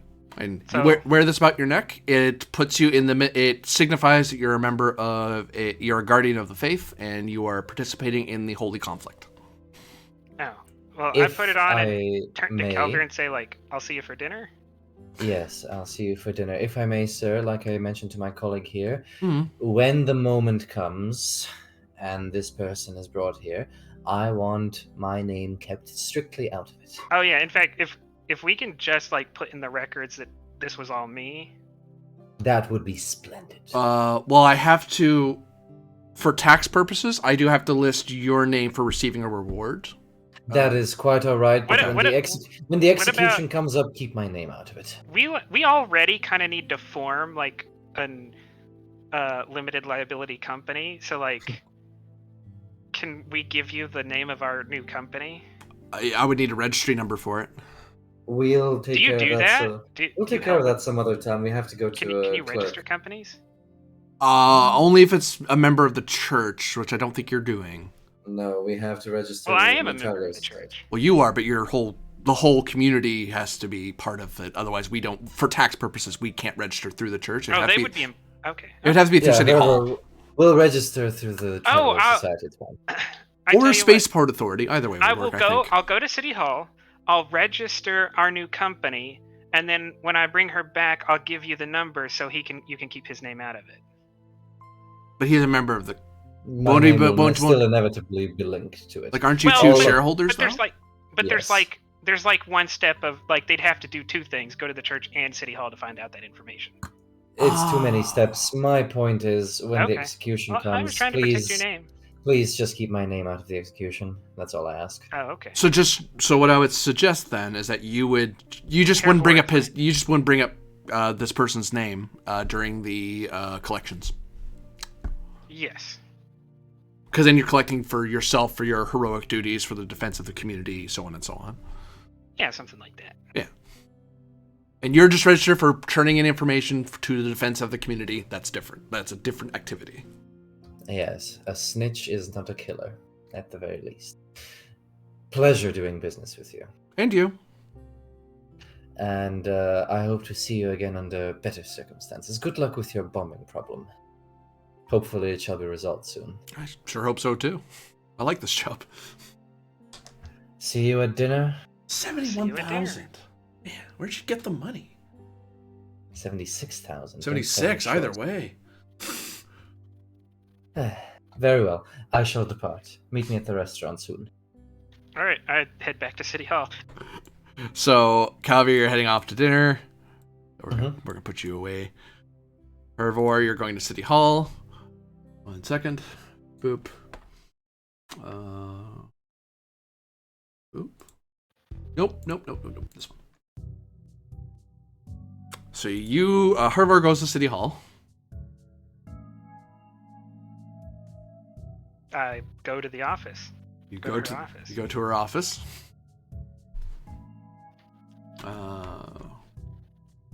Token for you. Did he give me any literature? Like, am I supposed to say you're under arrest by the authority of Magantil or something? Try to trick her into coming with you instead, perhaps. You would. He would have given you a book of a religious book. Some of it has litanies and stuff that you should do, rules that you should do for day-to-day life. And he says, for your particular thing, look to page 226. You go to that page, and it says when performing holy acts, quotation mark, holy acts within the sword worlds or in a sword world martial tradition, you announce yourself in the name of the Grand Sorcerer. I strike you down. And then legally, it's a holy assault, not a personal assault, which is a distinct thing in the sword worlds. Does anything happen before I get to the office? Oh, you're just walking by people. You were here before, so people just kind of go, oh, okay, it's another person here at City Hall. I knock on the door. You knock on the door.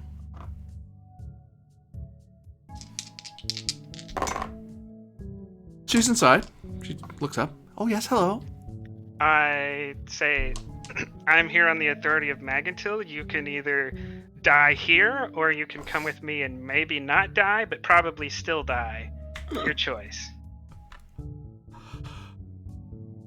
Well, this is a personal interaction, so let's figure that out. I think you're gonna do it, though. This is going to be command force of will, I think. Yep. Command, force of will. And morality, probably. Hilariously, yes, because fucking sword rollers, man. So that's 3 times 2 is 6. And then I'm using the law of violence for command, so that's 9. Yeah. And mod of fighter, Yep. which is 15. So 46 under 15. Yep. Oh. If I inflict pain, I get another +6, right? It's the last column. Yep. Oh, but that would be instead of morality, right? Yeah. Which my morality takes 3 to 6, so I could. Oh, that would give me a +3, right? Because instead of going from 3 to 6, I'd go from 3 to 9.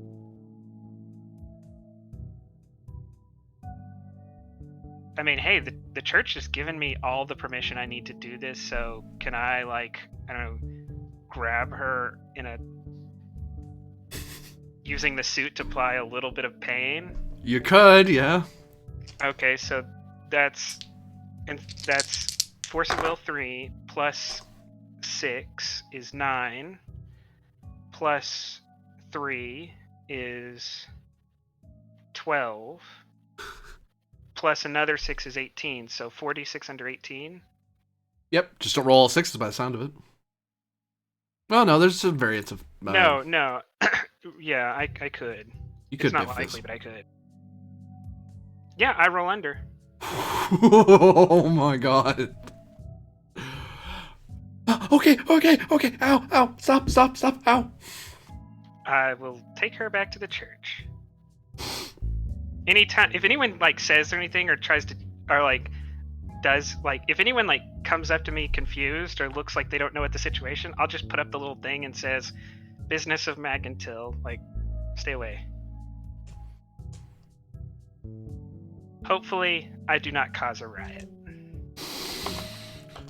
Give me social standing 46.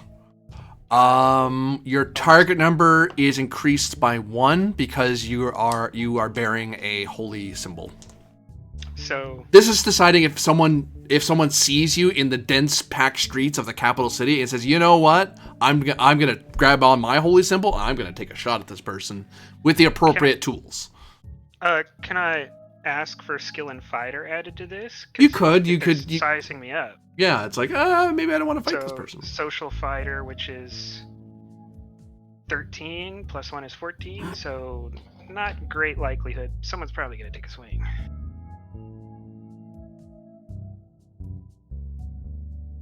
In fact, that passes. A lot of people give you looks. A lot of people give you space because when they see you have the holy symbol, they know that's part of the holy war, and they're not wearing the symbol. They're like, nope, I don't want to. People give you space because they think someone's going to shoot you. They don't think you're going to attack them because they're obviously not wearing the emblem showing that they're part of the conflict. They're in the holy war sense. They're non-combatants. They're not supposed to be attacked because they could be joining your church. You don't know. But if they're wearing the emblem, it's no, I'm a zealot. I'm gonna kill you if you try to stop me. If you wear the other symbol. For the Aesir, it'd be one of the more warlike gods, which would have a similar motif of I am going to fight you. There are people who have that symbol, and there are some people who look like they look like they're about to bar your way, but then they kind of size you up. And they look at like their like melee weapons, which aren't enough to pierce the armor, and they just kind of they tuck the symbol away and hide it to indicate, and then they move out of the way to indicate I'm not fighting you. I'm surrendering from you passing. Unfortunately, the rush of Oh look, I'm now part of a group, and these people won't attack me. This must be because of Magentil. I'm definitely sold. I get to do violence for money, which is a retired Marine's. You can see why people. You can see why sword rulers convert. Yeah, who cares about all of the like more complex things about this religion? Like, it lines up with my worldview, and that made all the difference. Eventually, you're able to take her in and participate in the ritual sacrifice to the Great Sorcerer, which the Great Sorcerer doesn't demand that, but sword wielders, they have those traditions, so it's weird not to do that. But so the church tries to like meet them halfway. It's like, okay, well, we don't normally do this because it's not a Jordani thing, but this is a sword wielder version of this faith, so we'll leave the details of that to the imagination. Much money has she made? So yeah, I pass around the collection plate. 1 second. If it's more than me, I'm gonna be slightly miffed. I did just get someone murdered, so I wouldn't be surprised. I did slightly more work. And she totally would have called the guards, and she would have yelled for zealots to come to her aid and stuff like that. But she was with you when you made the roll. It's like, no, she's too scared. She doesn't dare do anything. Yeah, you could call the guards. You probably won't live to see if they defeat me or not. Okay. So, does Traveler 5 have a section on money you can make by being a religious zealot? Yeah, I have an idea. Okay. Roll a single d6.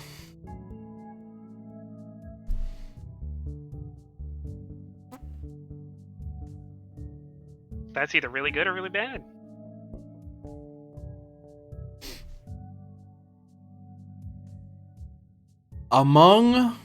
As the sacrifice goes on and the prayers go on, the incense fills the air. You start handing out the plate and telling them you're the one that did it. And these rather wealthy individuals look at you in the eye, and then the functionary kind of says yes. It just nods like, yes, it's her. Stop. Why do people keep asking me? This isn't a mystery. She walked in. But that seems to be like part of the ritual, much to the functionary's annoyance. But eventually, you get paid 25,000 credits by the end of it. I did get paid more.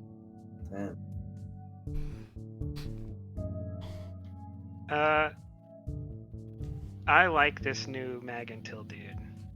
And they like you too.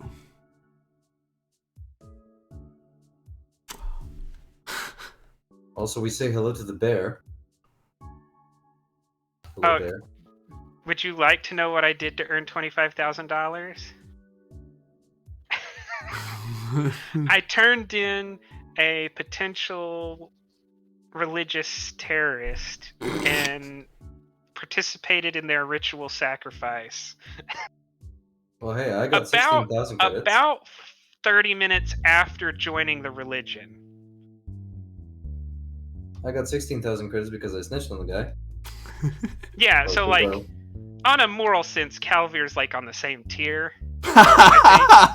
Oh, snitches only get stitches. Killers get jail. To be fair, you got the money for like nothing because they didn't need that information because they got her brought in, right? Hey, we agreed. Don't go back on your agreement. No, that's not what I'm saying. I'm saying you got money and it didn't cost anything.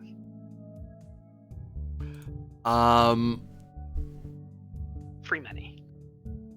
Now, you can either take the money, Hervor, or you can go up one social standing. Oh. Because you go around the plate and go, you know what? I'm donating this back to the church. And they're like, oh, wow. You know. Oh. So, like, I have more Thetans now. Sure, why not? As you donate, as the rich and powerful continue to be more rich and more powerful, and they find another in their ranks.